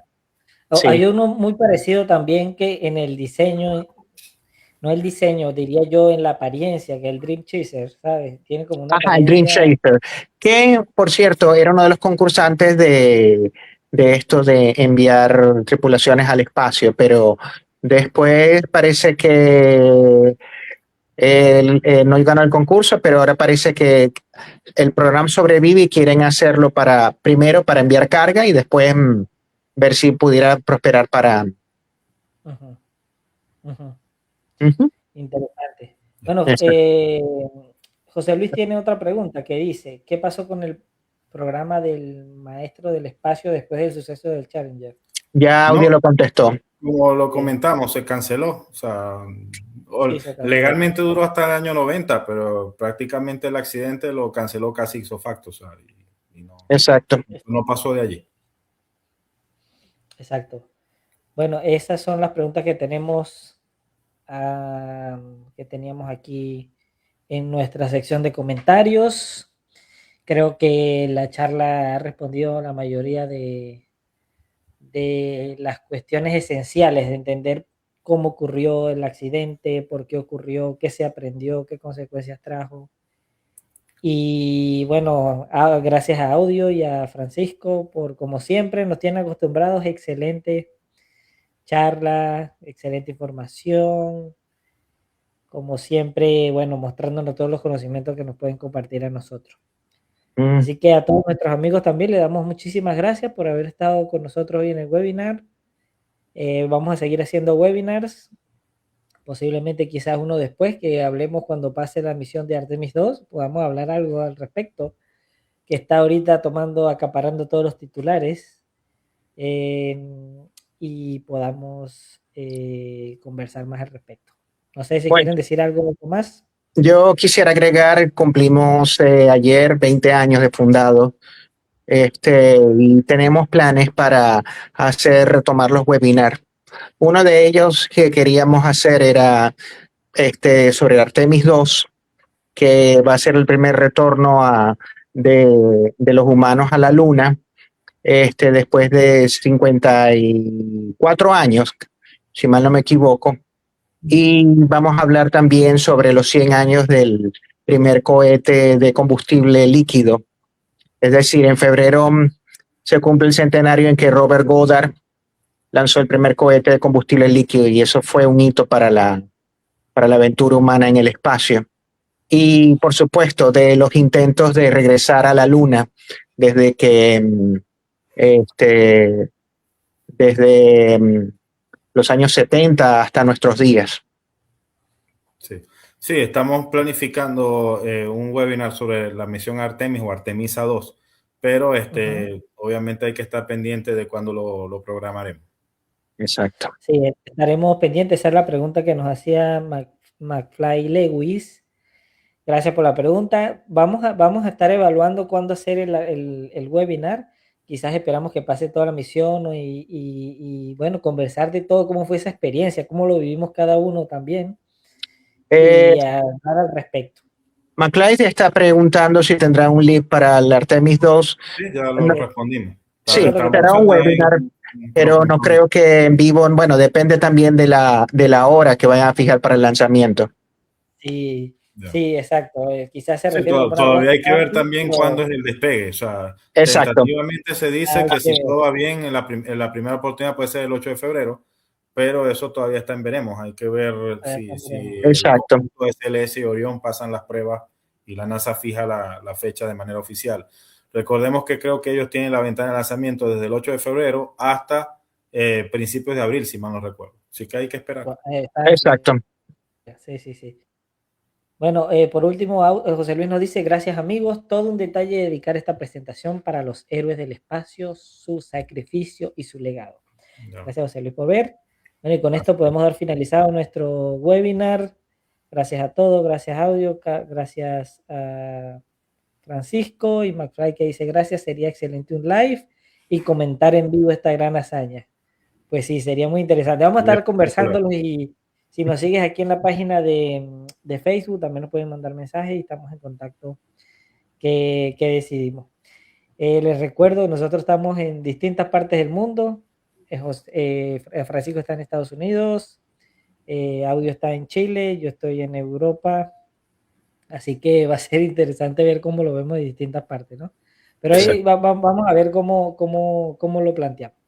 Así que bueno, con esto, gracias a todos y nos vemos en el siguiente webinar. Gracias por su atención. Hasta luego.